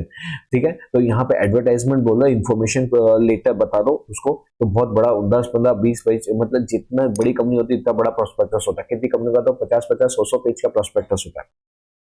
तो प्रोस्पेक्टस के अंदर हमारे past, present and future detail बताई जाती है। ठीक है जी, तो ये था हमारा प्राइमरी मार्केट। प्राइमरी मार्केट बेटा लोग समझ गए, जब company first time share issue करती है इंडिविजुअल को, उसको हम बोलते हैं primary market, short and simple. ठीक है। तो गड़ा इलेक्ट्रॉनिक जब फर्स्ट टाइम शेयर इशू करेगी किसको, इंडिविजुअल को, इंडिविजुअल अपने पैसे देगा, ये क्या देगा, अपने पैसे देगा और सामने इसको क्या मिलेंगे, शेयर्स मिलेंगे, उसी को हम बोलते हैं प्राइमरी मार्केट। बेटा अब ये पैसे किसके पास आ गए, ये आ गए हैं इस खूबसूरत लेडीज के पास। अब बेटा जी 2 महीने बाद इसको पैसे की जरूरत पड़ी। अब ये जाएगी कि ये जेठालाल के पास जाएगी, कि जेठालाल के पास जाएगी कि भाई मैंने आपकी कंपनी में शेयर्स लिए थे, ये शेयर्स है, अब मेरे को पैसे की रिक्वायरमेंट है, मेरे को पैसे दो। अब कंपनी क्या बोलेगी, भाई वो पैसे तो आपने मेरे को दे दिए, वो लाइफ टाइम तक मेरे पास रहेंगे। तो ये लड़की बोलेगी अरे तो फिर मेरे को मेरे पैसे कैसे मिलेंगे, बोले कि भाई तुम क्या ओ बहन, तुम मार्केट में उसको बेच सकती हो, कोई और व्यक्ति उसको खरीद लेगा और तुम्हारे पैसे वो तुमको पैसे देगा, तुम उसको शेयर देना। तो बोले ठीक है। तो अब बोले इसके लिए मेरे को कौन से मार्केट में जाना पड़ेगा, तो वो बोलता है इसके लिए आपको सेकेंडरी मार्केट में जाना पड़ेगा। समझ गए, कौन से मार्केट में जाना पड़ेगा, सेकेंडरी मार्केट में जाना पड़ेगा। ठीक है। तो सेकेंडरी मार्केट में जाने के लिए क्या होता है, ये लेडीज क्या करेगी, अपने शेयर को सोल्ड करेगी, कोई और बैठा होगा जिसको जेठालाल कंपनी के अंदर इन्वेस्टमेंट करना होगा, तो वो ये बायर ढूंढ रहा होगा। यहाँ पे ये क्या करेगा, ये इसको पैसे देगा और ये इसको शेयर दे देगी। इसी मार्केट को बोला जाता है सेकेंडरी मार्केट। कौन सा मार्केट बोला जाता है, सेकेंडरी मार्केट। ओके जी। तो यहाँ पे सेकेंडरी मार्केट को और क्या बोलते हैं, हम उसको बोलते हैं स्टॉक एक्सचेंज। क्या बोलते हैं, स्टॉक एक्सचेंज। बेटा नाम ही बता रहा है, स्टॉक का जहां पे एक्सचेंज होता है उसी को तो स्टॉक एक्सचेंज बोलते हैं। ओ सर समझ गया, मतलब जहां पे बाइंग और सेलिंग होती है, हाँ जी, जहां पे बाइंग सेलिंग होती है, जहां पे स्टॉक का एक्सचेंज होता है वही स्टॉक एक्सचेंज बोला जाता है। तो यहाँ पे क्या होता है, buying and selling of industrial and financial securities, like कौन कौन से, जहां पे shares, debentures, government security, municipal securities, ये सभी का क्या होता है, बाइंग एंड सेलिंग होता है। उस चीज को ही हम सेकेंडरी मार्केट या तो स्टॉक एक्सचेंज बोलते हैं। ठीक है। ये ब्रोकर को फैसिलिटीज प्रोवाइड करता है कि तुम जाके हमारे हम आपको फैसिलिटीज, मतलब ये जो स्टॉक एक्सचेंज मेनली दो हैं, Bombay stock exchange BSE and national stock exchange NSE। तो यहाँ पे ये दोनों सर्विस प्रोवाइड करते हैं लोगों को अपने शेयर बाय करने के लिए या तो सेल करने के लिए, क्योंकि जाए कहाँ तो जाए कहाँ, कैसे बाय करे कैसे, तो स्टॉक एक्सचेंज बोलता है मैं हूं ना, मैं बिंग आपको फैसिलिटी प्रोवाइड करूंगा। बोले आप हमसे परचेस करके, बोले नहीं नहीं हम आपसे परचेस नहीं करेंगे, हम खाली आपको प्लेटफॉर्म देंगे। ठीक है। तो जैसे कि मैं अगर इसको सिंपल शब्दों में बताऊं, आपकी लैंग्वेज में बताऊं, तो आपने जोमेटो तो क्या ही है अपनी लाइफ के अंदर। ठीक है। आप क्या करते हैं, जोमेटो ऐप पे जाते हो, ऐप के अंदर वहां पे रेस्टोरेंट सेलेक्ट करते हो, वहां पे आइटम सेलेक्ट करते हो, वो आइटम को ऑर्डर प्लेस करते हो। वो ऑर्डर किसके पास जाता है, वो जाता है किसके पास, रेस्टोरेंट वाले के पास। रेस्टोरेंट फटाफट क्या करता है, उसको वो ऑर्डर को बनाता है, कुक करता है। जोमेटो वाला उसकी साइट पे उसके लोकेशन पे पहुंचता है, होटल पे, वो रेस्टोरेंट से वो आपका पैकेट लेता है और आपके घर पे डिलीवर करता है। क्या ये जो फूड कुक किया है, क्या जोमेटो वाले ने किया है, नहीं जी। क्या ये जो था जोमेटो वाले का मेन रोल क्या था, इसका काम सिर्फ इंटरमीडियरी का था, जिसका काम सिर्फ वो होटल से आपका पैकेट लेना और आपके घर पे डिलीवर करवाना। इसके बदले वो क्या लेता है, आपसे चार्ज लेता है। तो बेटा स्टॉक एक्सचेंज भी यही करता है। स्टॉक एक्सचेंज आपको एक मीडिएटर है जो आपको सर्विस प्रोवाइड करता है buying and selling of security करने के लिए। ठीक है जी। ओके। तो ये क्या होता है, ये ऑर्गेनाइज मार्केट होता है। जो मनी मार्केट होता है ना, वो हमेशा वो ऑर्गेनाइज भी हो सकता है, अनऑर्गेनाइज भी हो सकता है, लेकिन हमारा जो स्टॉक एक्सचेंज होता है वो ऑलवेज ऑलवेज ऑलवेज क्या होता है, ऑर्गेनाइज ही होता है। स्टॉक एक्सचेंज में सबसे जो पुराना जो स्टॉक एक्सचेंज है वो है बॉम्बे स्टॉक एक्सचेंज, जो कब आया था, 9 जुलाई 1875 से आया था। और ये native shares and stock broker association पहले उसका नाम था, और अभी उसका नाम चेंज होकर क्या हो गया है, बॉम्बे स्टॉक एक्सचेंज हो चुका है। हमारे यहाँ पे अहमदाबाद का भी स्टॉक एक्सचेंज है, अहमदाबाद स्टॉक एक्सचेंज 1894। ठीक है जी। ओके। मजा आ रहा कि नहीं बेटा, थोड़ा थोड़ा प्रैक्टिकल में आपको चीजों को बताते जा रहा हूँ ताकि ये चैप्टर आपको इंटरेस्टिंग लगे, आपको चैप्टर समझने में मजा आए। चलो, characteristics of stock exchange, most important question है, most important question. Characteristics of stock exchange 3 number में आता है, मिनिमम बोलेगा आपको 4 से 5 इसके लिखने हैं। चलो, तो ये जो स्टॉक एक्सचेंज होता है, जैसे कि मैंने आपको बता दिया, देखो ये बॉम्बे स्टॉक एक्सचेंज होता है। ये देखो मैं आपको ना पहले बताता हूँ, रुको रुको रुको, हाँ बॉम्बे स्टॉक एक्सचेंज, एक मिनट।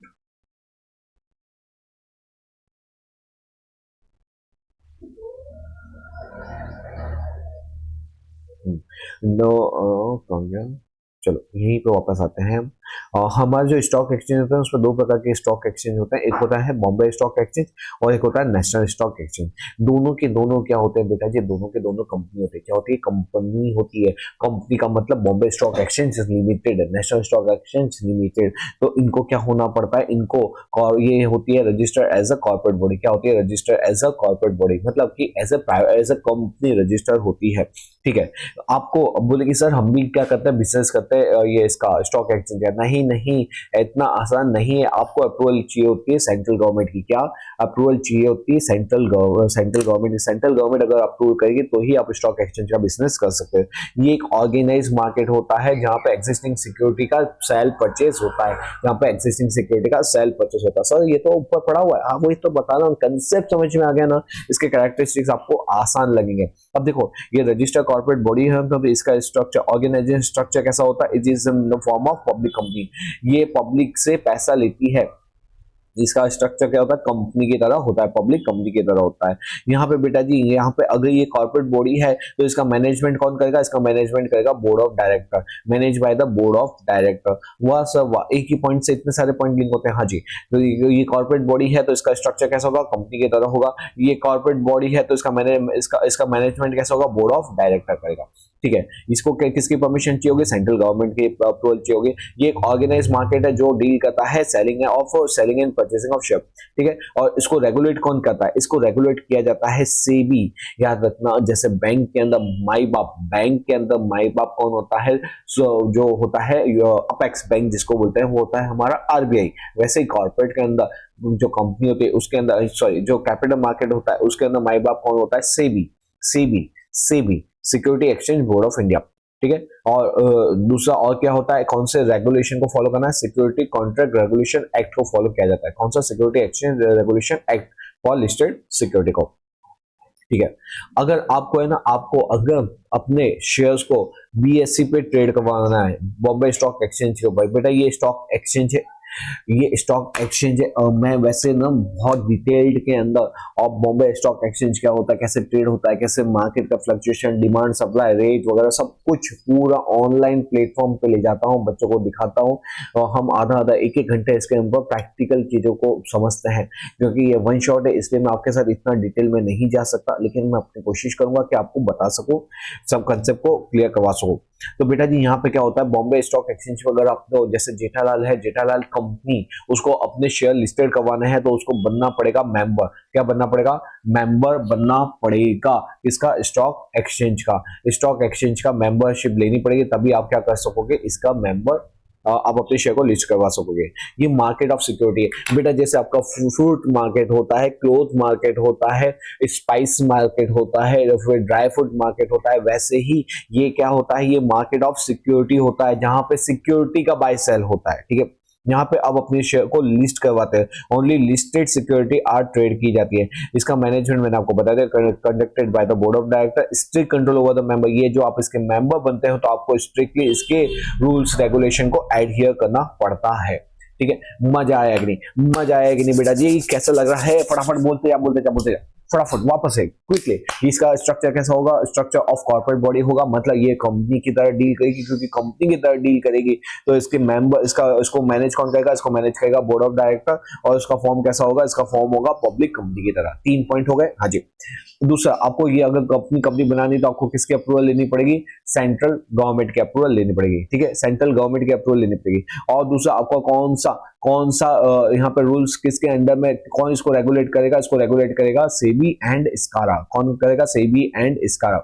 आपको अब ये क्या प्रोवाइड करता है? आपको प्लेटफॉर्म प्रोवाइड करता है, इसलिए इसको बोलता है मार्केट ऑफ सिक्योरिटी। मतलब जहां पे buying and selling of security हो सके, जहां पे सिर्फ और सिर्फ लिस्टेड सिक्योरिटी का ही बाय सेल हो पाएगा। किसका? लिस्टेड सिक्योरिटी का ही बाय सेल हो पाएगा। यहाँ पे आपको मेंबरशिप लेनी पड़ती है स्टॉक एक्सचेंज से। मतलब कि अगर मेरे को आप मेरे शेयर परचेज सेल करवाने, मैं जाऊंगा स्टॉक एक्सचेंज को, बोलूंगा भाई मेरे को अपने शेयर लिस्ट करवाने, बोले करवा लो, तो बोले कि हाँ तो कर दो, वो वैसे ही कर देगा? नहीं बोलेगा, आप हमारे क्या बनो, आप हमारे मेंबर बनो, आपको मेंबरशिप देनी पड़ेगी, तब जाके आपके शेयर वहां पे लिस्ट होंगे और आपको बहुत सारे रूल्स रेगुलेशन का भी फॉलो करना पड़ेगा। तो यहाँ पे strict control over the member. ये क्या था हमारे कैरेक्टरिस्टिक्स। एक और है ये एक और है स्टॉक एक्सचेंज आर रेगुलेटेड। ये तो मैंने आपको बता दें कि सेबी एंड इसका रेगुलेशन अप्लाई होता है, ठीक है। ओके जी, तो ये क्या था कैरेक्टरिस्टिक्स। अब नेक्स्ट आता है function of stock exchange. Function मतलब कैसे काम करता है बेटा जी, ये मार्केट को प्रोवाइड करता है लिक्विडिटी। लिक्विडिटी मतलब जैसे जेठालाल को पैसे की जरूरत है, जेठालाल क्या बोलेगा, स्टॉक एक्सचेंज को बोलेगा कि स्टॉक एक्सचेंज पैसे चाहिए लोगों से, मेरे को आप हेल्प करो। स्टॉक एक्सचेंज बोलेगा ठीक है, आप हमारे मेंबर बन जाओ, अपने डिटेल्स लोगों से शेयर करो, उनको बोलो कि आपके शेयर परचेज करें और मैं आपको फैसिलिटी प्रोवाइड करूंगा, आपके शेयर मेरे स्टॉक एक्सचेंज पे वो बाय सेल कर सकते हैं। तो ये स्टॉक एक्सचेंज आपको क्या प्रोवाइड करता है, liquidity. Liquidity to both buying and selling. यहाँ पे आपको स्टॉक एक्सचेंज पे दिखता है वैल्यूएशन। वैल्यूएशन का मतलब क्या है कि कौन सी प्राइस कितने में बिक रही है। बेटा जी जैसे हम सपोज की सब्जी खरीदने का है, ठीक है, सब्जी आलू खरीदने का, उसने बोला कि आलू का रेट क्या है, मुझे मालूम नहीं क्या है, लेकिन हम एज्यूम करते हैं कि ₹50 पर केजी है।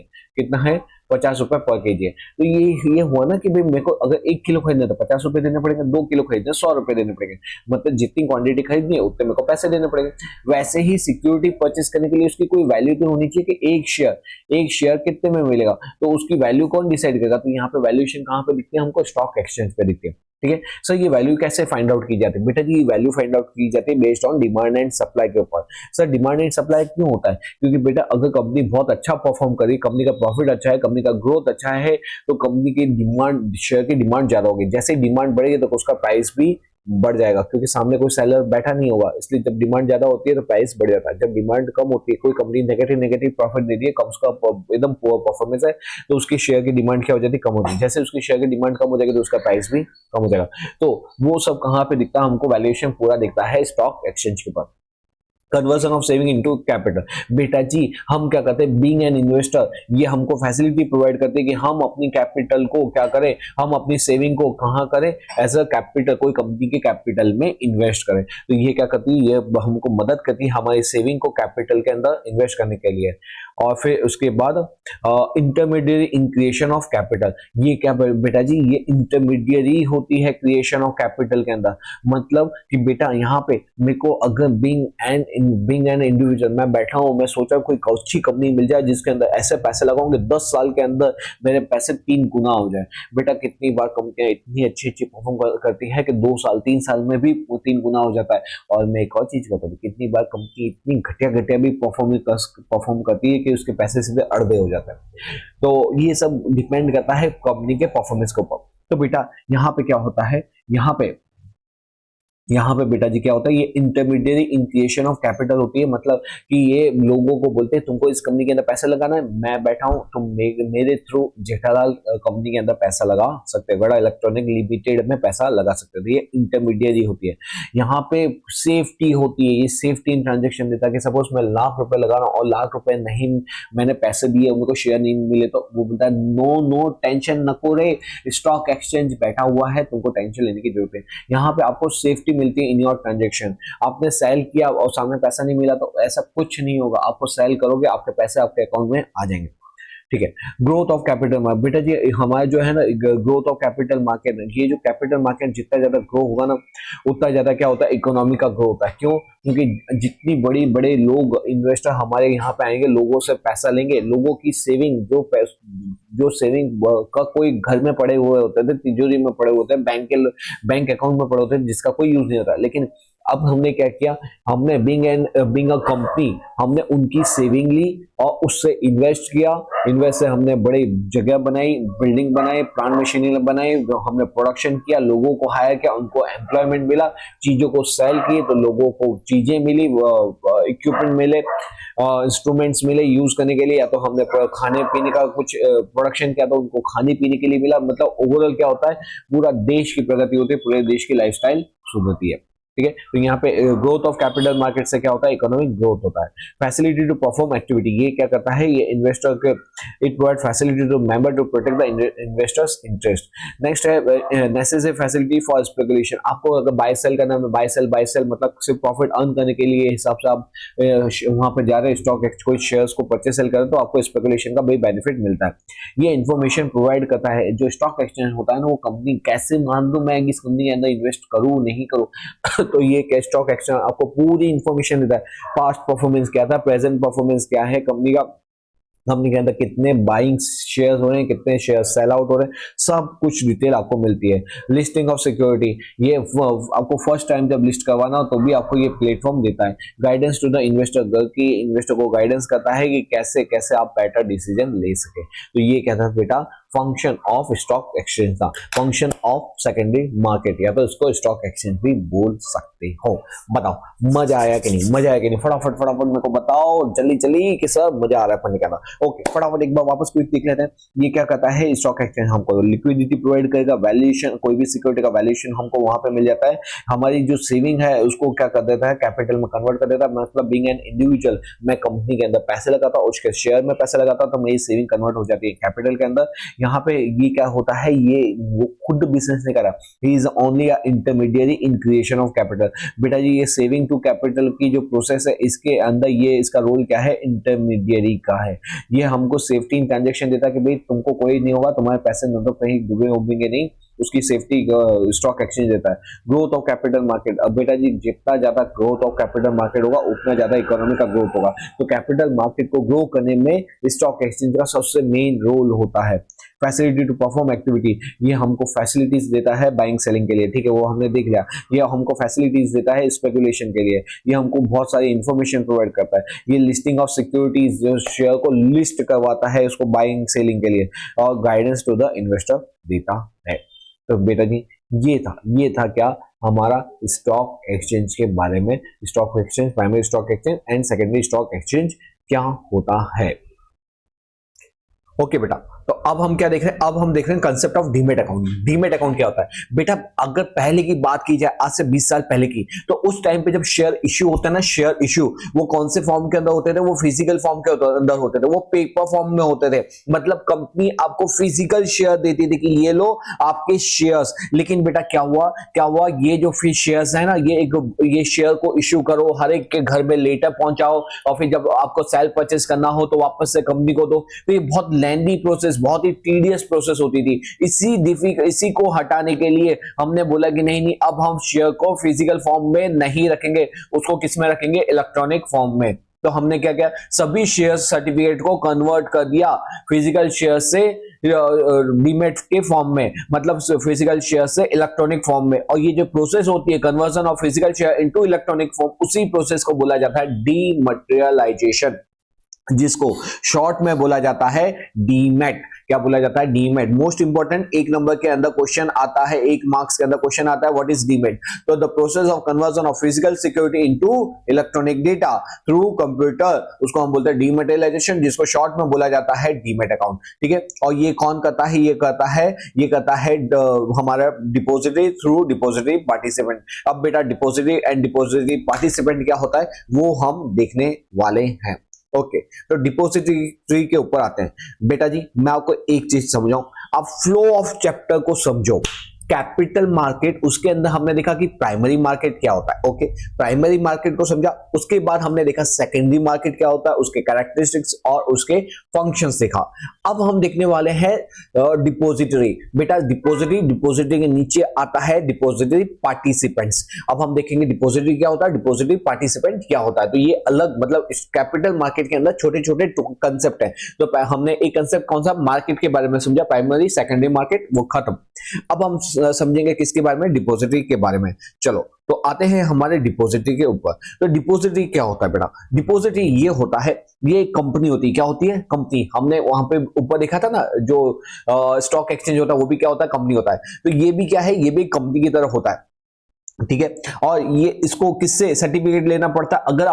अगर आपको डिपॉजिटरी का बिजनेस शुरू करना हो तो आपको सर्टिफिकेट लेना पड़ेगा सेबी से। किससे लेना पड़ेगा? सेबी से। किसके regarding? To the operation of depository, मतलब अगर आपको ऑपरेशन ऑफ डिपॉजिटरी मतलब डिपॉजिटरी का फंक्शन करने से डिपॉजिटरी क्या क्या काम कर सकता है वो लिखा होता है डिपॉजिटरी एक्ट में। कहां लिखा होता है? डिपॉजिटरी एक्ट में। तो आपको डिपॉजिटरी एक्ट के अंदर जितने काम है वो सारे काम अगर एज आपको करने हैं कि मैं भी डिपॉजिटरी का काम करना चाहता हूं, तो पहले आप क्या बनाओ? अपनी कंपनी बनाओ, आप सेबी से अप्रूवल लो और फिर आप भी क्या बन जाओगे? डिपॉजिटरी बन जाओगे। ठीक है। डिपॉजिटरी का मेन काम क्या होता है? डीमटेरियलाइजेशन। क्या होता है? डीमटेरियलाइजेशन। बेटा जी अब तक यहां पे हमारे इंडिया के अंदर दो डिपॉजिटरी है, एक है एनएसडीएल, दूसरा है सीडीएसएल। क्या है? एक है एनएसडीएल, दूसरा है सीडीएसएल। यहां पे जी, यहां पे देखो फटाफट एक मैंने मस्त क्विक रिवीजन के लिए शॉर्ट बनाए। बेटा जी ये जितनी भी आप इस तरह के देखते हो, मैं खुद बैठ के ये सब ड्रॉ करता हूं। ये एक तरह की समरी नोट्स आपको प्रोवाइड करता हूं। इस तरह की मस्त नोट्स हम 11th में भी देते हैं, 12th में भी देते हैं, इवन सीए के अंदर भी मेरे बहुत सारी ऐसी नोट्स हैं जो बच्चे के काफी टाइम रिड्यूस कर देती, कंसेप्ट को इजीली अंडरस्टैंड करने के लिए करती है। ठीक है। तो अगर आप अहमदाबाद से अगर आप सोच रहे हो सीए के लिए, तो बेटा हमारे क्लासेस यहां से आपकी एग्जाम खत्म होगी और सितंबर के लिए हम प्रिपरेशन शुरू करवा देंगे एग्जाम के सीधा 2 से 3 दिन बाद ही। तो अगर आप सोच रहे हो तो मेरे को कांटेक्ट जरूर से करना। मेरा नंबर वैसे तो आपके पास होगा, नहीं हो तो नोट डाउन कर लेना और आप इंक्वायरी कर लेना कि सर नेक्स्ट बैच कब से चालू होगी। ओके चलो आ जाओ। डिपॉजिटरी क्या है? ये company register under the companies act होती है। हाँ, इसको सेबी से परमिशन लेनी पड़ती है। हाँ, ये काय का काम करेगी? ये काम करेगी डीमैट सर्विस। लेकिन क्या खुद काम करती है? नहीं, ये अपने एजेंट से काम करवाती है। जो बैंक होता है, फाइनेंशियल इंस्टीट्यूशन होता है, शेयर ब्रोकर होता है। बेटा याद रखना ये जो काम करती है ना, इसको काम करवाना होता है। क्या होता है? जो ये क्या करती है? ये डिपॉजिटरी है, ये खुद काम नहीं करेगी क्योंकि ये अकेली कहां पूरे इंडिया के अंदर सारी चीजों को के ऊपर काम करेगी। तो इसके ये डिपॉजिटरी मैं आपको लिख के बताता हूं। ये क्या होती है? डिपॉजिटरी होती है, डिपॉजिटरी। और इसके नीचे होते हैं डिपॉजिटरी पार्टिसिपेंट। और ये डिपॉजिटरी पार्टिसिपेंट क्या होता है? ये डिपॉजिटरी पार्टिसिपेंट क्या होता है बेटा जी? ये डिपॉजिटरी पार्टिसिपेंट्स होते हैं जो बैंक्स होगी, फाइनेंशियल इंस्टीट्यूशन होंगे, शेयर ब्रोकर होंगे। ओके। डिपॉजिटरी क्या करेगी? डिपॉजिटरी पार्टिसिपेंट्स को बोलेगी भाई तुम मेरे को क्या दो, तुम मेरे डिपॉजिटरी पार्टिसिपेंट बनो। जिसके बनने के लिए आपको मेरे को क्या देनी पड़ेगी? फीस पे करनी पड़ेगी। तो सर ये डिपॉजिटरी पार्टिसिपेंट अगर इसको फीस पे करके तो डिपॉजिटरी कमाएगी कैसे? बेटा जी ये जो डिपॉजिटरी होती है ना, ये सर्विस किसको प्रोवाइड करती है? ये सर्विस प्रोवाइड करती है किसको? इन्वेस्टर को। किसको प्रोवाइड करती है? इन्वेस्टर को प्रोवाइड करती है। और इन्वेस्टर इसके बदले डिपॉजिटरी क्या करती है? इनसे फीस लेती है। यहाँ पे ब्रोकरेज क्या भी करती है? ब्रोकरेज, या तो आप इसको बोल दो फीस। तो इन शॉर्ट इन्वेस्टर फीस किसको पे करेगा? डिपॉजिटरी पार्टिसिपेंट को। और डिपॉजिटरी पार्टिसिपेंट ये मेन कौन है? डिपॉजिटरी। इसके मतलब ये इसका रिप्रेजेंटेटिव है। डिपॉजिटरी को रिप्रेजेंट कौन करता है? Depository participant. किसके सामने रिप्रेजेंट करता है? इन्वेस्टर के। तुमको कोई भी शेयर का परचेज सेल करना है, अपने शेयर को डीमेट करवाना का है, अपने शेयर को फिजिकल फॉर्म इलेक्ट्रॉनिक फॉर्म में कन्वर्ट करवाना है, आपको सीडीएसएल के पास जाने की जरूरत नहीं है। हम उसके मेंबर है। हम क्या है? सीडीएसएल के ही हम करता धरता है, मतलब हम उनके एजेंट है। आप क्या करो? आप मेरे पास आओ, हम आपको सर्विस प्रोवाइड करेंगे। तो ये इन्वेस्टर दौड़ के जाता है डिपॉजिटरी पार्टिसिपेंट के साथ और डिपॉजिटरी पार्टिसिपेंट को बोलता है ठीक है आप मेरे को सर्विस प्रोवाइड करो। मेरे को तो क्या है? शेयर परचेस करना है, सेल करना है, डिपॉजिटरी उससे मतलब है आप करो डिपॉजिटरी का। तो बोले हम ही करेंगे। तो ये किसके थ्रू करेंगे? ये डिपॉजिटरी के थ्रू करेंगे। लेकिन प्रोवाइड कौन करेगा? डिपॉजिटरी पार्टिसिपेंट ही करेगा। जिसके बदले इन्वेस्टर को पैसे देने पड़ेंगे किसको? डिपॉजिटरी पार्टिसिपेंट को। और मेरे को अगर डिपॉजिटरी पार्टिसिपेंट बनना है तो मेरे को डिपॉजिटरी को क्या पे करना पड़ेगा? फीस पे करनी पड़ेगी। देखो, charge fees from the agent charge brokerage from the investor. मैंने आपको वही प्रैक्टिकल बता दिया। Okay. Main details of the depository क्या होती है? अब ये जो डिपॉजिटरी है जो कि दो है, सीडीएसएल और दूसरा एनएसडीएल, उनकी ड्यूटी क्या है? तो उनकी ड्यूटी है dematerialisation, rematerialisation, electronic settlement of transaction, crediting right and bonus issue and freezing customers account. क्या होता है उसको मैं अभी डिटेल में नीचे बताता हूं। ठीक है। ओके आ जाइए। ठीक है। ये मैंने आपको बता दिया कि डिपॉजिटरी खुद काम नहीं करेंगे, डिपॉजिटरी क्या करते हैं, थ्रू इंटरमीडियरी काम करवाते हैं। बोथ बोथ मतलब सीडीएसएल एंड एनएसडीएल, क्या सीडीएसएल एंड एनएसडीएल, ये depository provide their services through intermediary. उन इंटरमीडियरी को क्या बोला जाता है, डिपॉजिटरी पार्टिसिपेंट। आई होप आपको क्लियर है। डिपॉजिटरी खुद काम नहीं करेंगे, किसके थ्रू करवाएंगे, डिपॉजिटरी पार्टिसिपेंट। किसको सर्विस प्रोवाइड करते हैं, इन्वेस्टर को सर्विस प्रोवाइड करते हैं। ओके हाँ, डिपॉजिटरी अगर मेरे को किसी का डिपॉजिटरी पार्टिसिपेंट बनना हो तो मैं क्या करूंगा, इसको फीस पे करूंगा, उसको बोलूंगा कि तुम क्या करो, मेरे को अपना डिपॉजिटरी पार्टिसिपेंट बना लो, जिससे मैं क्या करूंगा, सर्विस प्रोवाइड कर सकूंगा इन्वेस्टर को सर्विस प्रोवाइड करूंगा, इसके बदले मेरे को क्या पे करेंगे, फीस पे करेंगे। ठीक है, फीस पे करेंगे, ब्रोकरेज वगैरह पे करेंगे। ठीक है, और ये कौन कौन होता है, ये होता है हमारे ये banks, financial institution, share broker etcetera, ये सब कौन होता है, डिपॉजिटरी पार्टिसिपेंट्स होते हैं। क्लियर है बेटा जी? ओके ओके, मैंने आपको ऑलरेडी बता दिया हमारे दो डिपॉजिटरी सीडीएसएल एनएसडीएल। इसके ऊपर 3 नंबर का एमसीक्यू आता है, 3 मार्क्स का एमसीक्यू, 3 मार्क्स का क्वेश्चन आता है, याद रख लेना। डिपॉजिटरी कौन है, तो पहला एनएसडीएल है, ये मैंने ऊपर बताया था। उसके अंदर यहाँ पे क्या होती है, ये कंपनी होती है, तो public company registered under companies act. और दूसरा उसको किसकी कंप्लाइंस करना पड़ेगा, सेबी, माई बाप। तो देखो यहीं पे पहली लाइन में बताया था, ये कंपनी होती है, और दूसरा किससे परमिशन लिया जाता है, सेबी से। देखा कितना लिंक करके बता रहा हूं, तो बेटा ऐसे लिंक करके आपको चैप्टर को अंडरस्टैंड किया जाता है।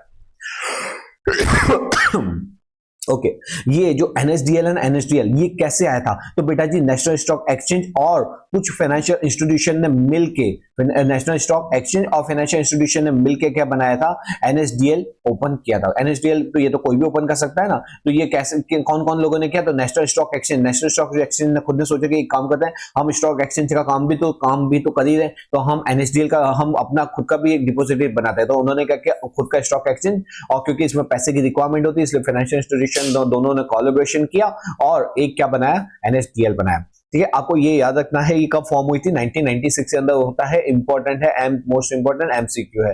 1996 के अंदर, पहले 1996 के अंदर एनएसडीएल आया था और 1999 के अंदर सीडीएसएल आया था। ओके, एनएसडीएल क्या करता है, ये खुद काम नहीं करेगा, ये डिपॉजिटरी पार्टिसिपेंट के थ्रू काम करेगा। याद आया ऊपर, यस यस याद आया।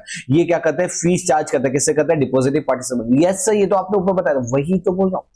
तो ये डिपॉजिटरी पार्टिसिपेंट से फीस चार्ज करते हैं। यहाँ पे इनकी मेन सर्विसेज क्या होती है, dematerialisation, rematerialisation, electronic settlement of transaction, crediting bonus and right issue, freezing customers account. तो बेटा जी जैसे कि अगर मैंने अगर शेयर में बहुत बड़ी घोटाला किया है और उस घोटाले को अगर सेबी को मालूम पड़ गया, तो सेबी क्या कर सकती है, सेबी क्या, डिपॉजिटरी क्या कर सकती है, मेरे अकाउंट को फ्रीज कर सकती है, जिससे मेरे अकाउंट में ना तो शेयर डेबिट होंगे ना क्रेडिट होंगे। ओके, तो ये सारी फैसिलिटीज कौन देती है, एनएसडीएल। सीडीएसएल क्या होता है बेटा जी, सीडीएसएल आई थी 1990 के अंदर, ये बॉम्बे स्टॉक एक्सचेंज कोलैबोरेशन किया था इसने बैंक के साथ और बनाया था हमारा CDSL. The objective of CDSL क्या होता है, ease and safe transfer safe service to the investor. आप यही दोनों ही डिपॉजिटरी है, तो यही वाली सर्विस यहाँ पे भी लिख सकते हो। ओके जी, तो डिपॉजिटरी सर्विस क्या होता है, तो मैंने आपको पहले ही बता दिया, ये डीमटेरियलाइजेशन का मतलब फिजिकल शेयर को कन्वर्ट करना इलेक्ट्रॉनिक फॉर्म के अंदर, रीमटेरियलाइजेशन मतलब उल्टा, इलेक्ट्रॉनिक फॉर्म को कन्वर्ट करना फिजिकल फॉर्म के अंदर। ये सारी सर्विस कौन प्रोवाइड करता है, डिपॉजिटरी करके। यहाँ पे ये क्या करता है, आपको transfer of shares from your sellers account to your account and transfer of money from your account to sellers account, ये सब कौन करके देता है, डिपॉजिटरी करके देता है। मतलब एक अकाउंट से दूसरे अकाउंट में शेयर को ट्रांसफर करना, easy transfer of securities at less expense, बहुत नॉमिनल फीस के ऊपर उनके ट्रांसफर की जाती है security. Prompt settlement of transaction, जैसे ही हमने परचेज करेंगे दूसरे दिन ही हमारे अकाउंट के अंदर शेयर्स आ जाएंगे, हमने शेयर सेल किया दूसरे ही दिन हमारे बैंक अकाउंट के अंदर पैसे आ जाएंगे। ठीक है, रिकॉर्ड्स इन कस्टमर्स अकाउंट, पूरा का पूरा रिकॉर्ड, एक कस्टमर ने अपनी लाइफ के अंदर कितने बार परचेस किया, कितनी बार सेल किया, कौन कौन से ट्रांजेक्शन, सारे डिटेल सीडीएसएल प्रोवाइड करता है। फैसिलिटी टू मोर्गेज, सपोज मेरे पास शेयर है और मेरे को पैसे की जरूरत है, मैं बैंक के पास जाऊंगा, उसको बोलूंगा ये मेरा डीमेट अकाउंट, इसके बेस में मेरे को पैसे चाहिए, हमको पैसे मिल जाएंगे, लोन मिल जाएगी, तो फैसिलिटी टू मोर्गेज भी मिलता है। फिर फैसिलिटी टू फ्रीज और क्लोज अकाउंट, अगर सपोज की शेयर ट्रेडिंग करना है, मैंने अकाउंट खुला लिया, फिर बाद में लगा कि नहीं आप शेयर ट्रेडिंग अपने बस का नहीं है, बंद कराओ, तो हम अपना अकाउंट क्लोज भी करवा देंगे, मतलब ये ओपन करवाने का भी काम करती है और क्लोज अकाउंट भी करके देती है। Record and storage of information, पूरा का पूरा रिकॉर्ड, पूरा स्टोरेज इनके पास होता है, सारा काला चिट्ठा होता है कि आपने कौन कौन से टाइम पे कब कब कितने प्राइस पे शेयर परचेस किए थे, सेल किए थे, सब कुछ हमारे डिपॉजिटरी के पास होता है। Link between the investor and clearing house, बेटा जी ये इन्वेस्टर एंड क्लियरिंग हाउस के बीच में क्या होता है, लिंक प्रोवाइड होता है। क्लियरिंग हाउस जहां पे क्या होता है, शेयर का सेटलमेंट होता है, जिसने शेयर परचेस किए थे उसके पास उसके डीमेट अकाउंट में शेयर आते हैं, जिसने सेल किया था उसके डीमेट अकाउंट से शेयर चले जाएंगे। तो ये क्या बैठाता है, लिंक। नेक्स्ट आता है सर्विस थ्रू इंटरनेट, ये ऑनलाइन प्रोसेस होती है। आपने काइट का नाम सुना होगा, जीरोधा 5 पैसा, फिर एंजल ब्रोकिंग, बहुत सारी ऐड आती रहती है। ये सब क्या है, ये सब डिपॉजिटरी पार्टिसिपेंट्स है जो सर्विस प्रोवाइड करते हैं शेयर को सेल परचेस करने के लिए। तो बेटा जी ये डिपॉजिटरी पार्टिसिपेंट है जो हम कैसे करते हैं, इंटरनेट के थ्रू करते हैं। ओके जी, तो ये हमारी क्या थे, सर्विसेज थे। वापस फटाफट क्या कौन कौन सी सर्विस है, डीमटेरियलाइजेशन, रीमटेरियलाइजेशन मतलब electronic form, physical form, transfer of security, settlement of transaction, record in the customers account, पूरा रिकॉर्ड उनके पास होगा। मॉर्गेज आप करवा सकते हो शेयर्स को, उसके ऊपर पैसे ले सकते हो। आप अपने अकाउंट को फ्रीज करवा सकते हो ताकि आपका अकाउंट से न तो शेयर जाए न आए, वरना सीडीएसएल खुद भी कर सकता है। क्लोज करवा सकते हो, सारी इंफॉर्मेशन उनके पास स्टोर होती है। लिंक प्रोवाइड करती है किसके बीच में, इन्वेस्टर एंड क्लियरिंग हाउस के बीच में, एंड ये सर्विस प्रोवाइड करता है थ्रू इंटरनेट। ओके जी, तो बेटा जी हम देख रहे हैं इस कैपिटल मार्केट के अंदर छोटे छोटे अलग अलग कंसेप्ट है, जिसके अंदर पहला कंसेप्ट हमने क्या देखा, प्राइमरी मार्केट क्या होता है एंड सेकेंडरी मार्केट क्या होता है, वो एक अलग कंसेप्ट था। फिर दूसरा हमने कंसेप्ट क्या देखा, अभी हमने देखा डिपॉजिटरी एंड डिपॉजिटरी पार्टिसिपेंट और वो कैसे काम करते हैं, तो ये एक अलग कंसेप्ट था। अब नेक्स्ट कंसेप्ट आ रहा है ट्रेडिंग प्रोसेस क्या होता है, तो चलो देखते हैं ट्रेडिंग प्रोसेस कैसा होता है। ट्रेडिंग मतलब कि कैसे एक्चुअली परचेस सेल किया जाता है, तो ये है ट्रेडिंग प्रोसीजर। ट्रेडिंग प्रोसीजर का मतलब क्या होता है, कैसे एक्चुअल में शेयर का ट्रांजैक्शन होता है, कैसे शेयर परचेस सेल होते हैं, उसको देखेंगे। ओके, तो क्या है ट्रेडिंग प्रोसीजर, तो सबसे पहले आपको अगर शेयर में ट्रेड करना है, आपको अगर शेयर को बाय सेल करना है, तो आपको क्या करवाना पड़ेगा, अपना डीमेट अकाउंट ओपन करवाना पड़ेगा। हाँ जी, डीमेट अकाउंट के बाद आप क्या करोगे, ऑर्डर दोगे, ऑर्डर टू बाय, अगर आपके पास नहीं है तो बाय करोगे, अगर ऑलरेडी है उसको सेल करना चाहते हो तो ऑर्डर टू सेल करोगे। ये दो प्रकार से होता है, एक होता है लिमिटेड ऑर्डर मतलब कि सपोज मार्केट में प्राइस चल रहा है शेयर का 15 रुपए, आपने बोला नहीं 15 रुपए बहुत महंगा है, मैं इसको कितने में खरीदूंगा, 13 रुपए में खरीदूंगा। कितने में खरीदूंगा, 13, तो आपने लिमिट रख दी कि भाई 13 में आए तो खरीदना। सपोज कि आपके पास शेयर है और 15 आपके पास शेयर है, मार्केट में रेट चल रहा है 15, आप बोले नहीं 15 तो बहुत सस्ते में बिकेगा, मैं तो इसको 16 में बेचूंगा, तो आप अपना लिमिट रखोगे 16 की प्राइस आएगी तो ही बेचूंगा वरना नहीं बेचूंगा, तो उसे बोलते हैं लिमिटेड ऑर्डर। दूसरा होता है मार्केट ऑर्डर, आपको क्या है, पैसे की बहुत रिक्वायरमेंट, आप तुरंत की तो बोले कि जो रेट चला उस पर बेच दो और पैसे ले लो, तो उसको बोलते हैं मार्केट ऑर्डर। तो क्या करेंगे बेटा, पहला डीमेट अकाउंट ओपन करो, फिर देखो आप बेचोगे कैसे, आप बेचोगे तो जैसे मैं इसको सिंपल अगर ये बता दूं, आप सब्जी लेने गए हो, सब्जी खासकर जो लेडीज होती हैं, जो मम्मीज होती हैं, वो क्या करती है, सब्जी वाले के जाती है, बोलती है भिंडी कितनी की, वो बोलता है भिंडी 40 रुपए की केजी, कितना 40 रुपीज केजी। अगर मम्मी को बहुत रिक्वायरमेंट है अर्जेंट, तो बोलती है कि फटाफट दो और आधा किलो फटाफट पैक करो दे दो। लेकिन कितनी मम्मी के होते क्या होते हैं, बोले 40 की थोड़ी होती है, भैया 35 रुपए की देनी है तो दे दो, क्या 35 रुपए की देनी है तो दे दो, इसे बोलते हैं लिमिटेड ऑर्डर। अब वो क्या होगा, अगर दुकानदार वाले को लगता है कि नहीं है 35 रुपए तो कहीं रेट ही नहीं चल रहा, तो बोलेगा कि नहीं मैं नहीं बेचूंगा। अगर उसको लगता है कि ठीक है चलो 35 रुपए तो 35 रुपए ले लो, तो ये क्या होता है, लिमिटेड ऑर्डर यहाँ पे होता है। लिमिटेड का मतलब कि हम जो मार्केट में रेट चल रहा है उससे या तो ऊपर ज्यादा रेट में बेचने की कोशिश करते हैं, और हमको खरीदना है तो कम रेट में खरीदने की कोशिश करते हैं। और मार्केट ऑर्डर का मतलब होता है जो प्राइस है, करंट प्राइस, उसी पे हम उसको ऑर्डर बुक कर देते हैं। तो हमने क्या दे दिया, डीमेट अकाउंट ऑर्डर करवा दिया, फिर हमने ऑर्डर टू बाय या तो ऑर्डर टू सेल करवा दिया। जैसे ही क्या होगा, वो हमारा ऑर्डर वो बोलता है कि हाँ ले लो बहन जी, आप ये वाला आप ले लो 40 रुपए में या तो 35 रुपए में, तो वहां पे क्या होगा, एग्जीक्यूशन ऑफ ऑर्डर होगा, फिर वो नाप तोला जाएगा, भिंडी को दिया जाएगा। तो वैसे ही शेयर मार्केट में जैसे ही अगर आपका ऑर्डर प्लेस हो जाता है तो क्या हो जाएगा, आपका ऑर्डर एग्जीक्यूट हो जाएगा, उसके बदले आपको मिलेगी कॉन्ट्रैक्ट नोट। सही, कॉन्ट्रैक्ट नोट क्या होता है, अरे बेटा कॉन्ट्रैक्ट नोट का मतलब होता है इनवॉइस। कॉन्ट्रैक्ट नोट मतलब क्या होता है, इनवॉइस। हम कोई भी सामान खरीदते हैं तो वो सामान लिखा होता है ना, आपने क्या खरीदा, कितनी रेट पे खरीदा, उसके टोटल अमाउंट कितनी, उसमें जीएसटी कितना। वैसे ही क्या होता है, कॉन्ट्रैक्ट नोट के अंदर होता है ये कंफर्मेशन होता है कि आपने शेयर में डील किया हुआ है, आपको 24 घंटे के अंदर मिल जाएगा। इसके अंदर कौन कौन से सिक्योरिटीज आपने परचेज की, नंबर ऑफ सिक्योरिटी कितनी परचेज है, सेल की है, उसकी प्राइस क्या है, ऑर्डर नंबर क्या है, ब्रोकरेज टैक्सेस क्या क्या लगे हैं, वो सब कुछ कॉन्ट्रैक्ट नोट में लिखा होता है। ये एक डॉक्यूमेंट होता है जो बताता है कि आपने ट्रांजैक्शन किया हुआ है। उसके बाद आपका ट्रांजैक्शन सेटलमेंट हो जाएगा। सेटलमेंट कहां पे होगा बेटा जी? ये सेटलमेंट होगा सेटलमेंट क्लियरिंग हाउस में होगा। सेटलमेंट ऑफ ट्रांजैक्शन अगर आफ्टर डे ऑफ ट्रांजैक्शन जिसके अंदर एक जिसने परचेस किया है उसके अकाउंट में शेयर आएगा और जिसने सेल किया उसके अकाउंट से शेयर जाता है, मतलब शेयर का सेटलमेंट होता है। फिर नेक्स्ट आता है payment of amount and delivery of security. बेटा इस चीज को समझना, पे इन एंड पे आउट। यहां पे क्या होता है, बीच में स्टॉक एक्सचेंज होता है। स्टॉक एक्सचेंज क्या करता है बेटा, जो इन्वेस्टर जिसने बाय किया है तो वो बाय के ये जो स्टॉक एक्सचेंज क्या बोलेगा, भाई तुमने बाय किया है तुम मेरे को मनी दो, और सामने वाले से तुमने सेल किया तुम मेरे को शेयर दो।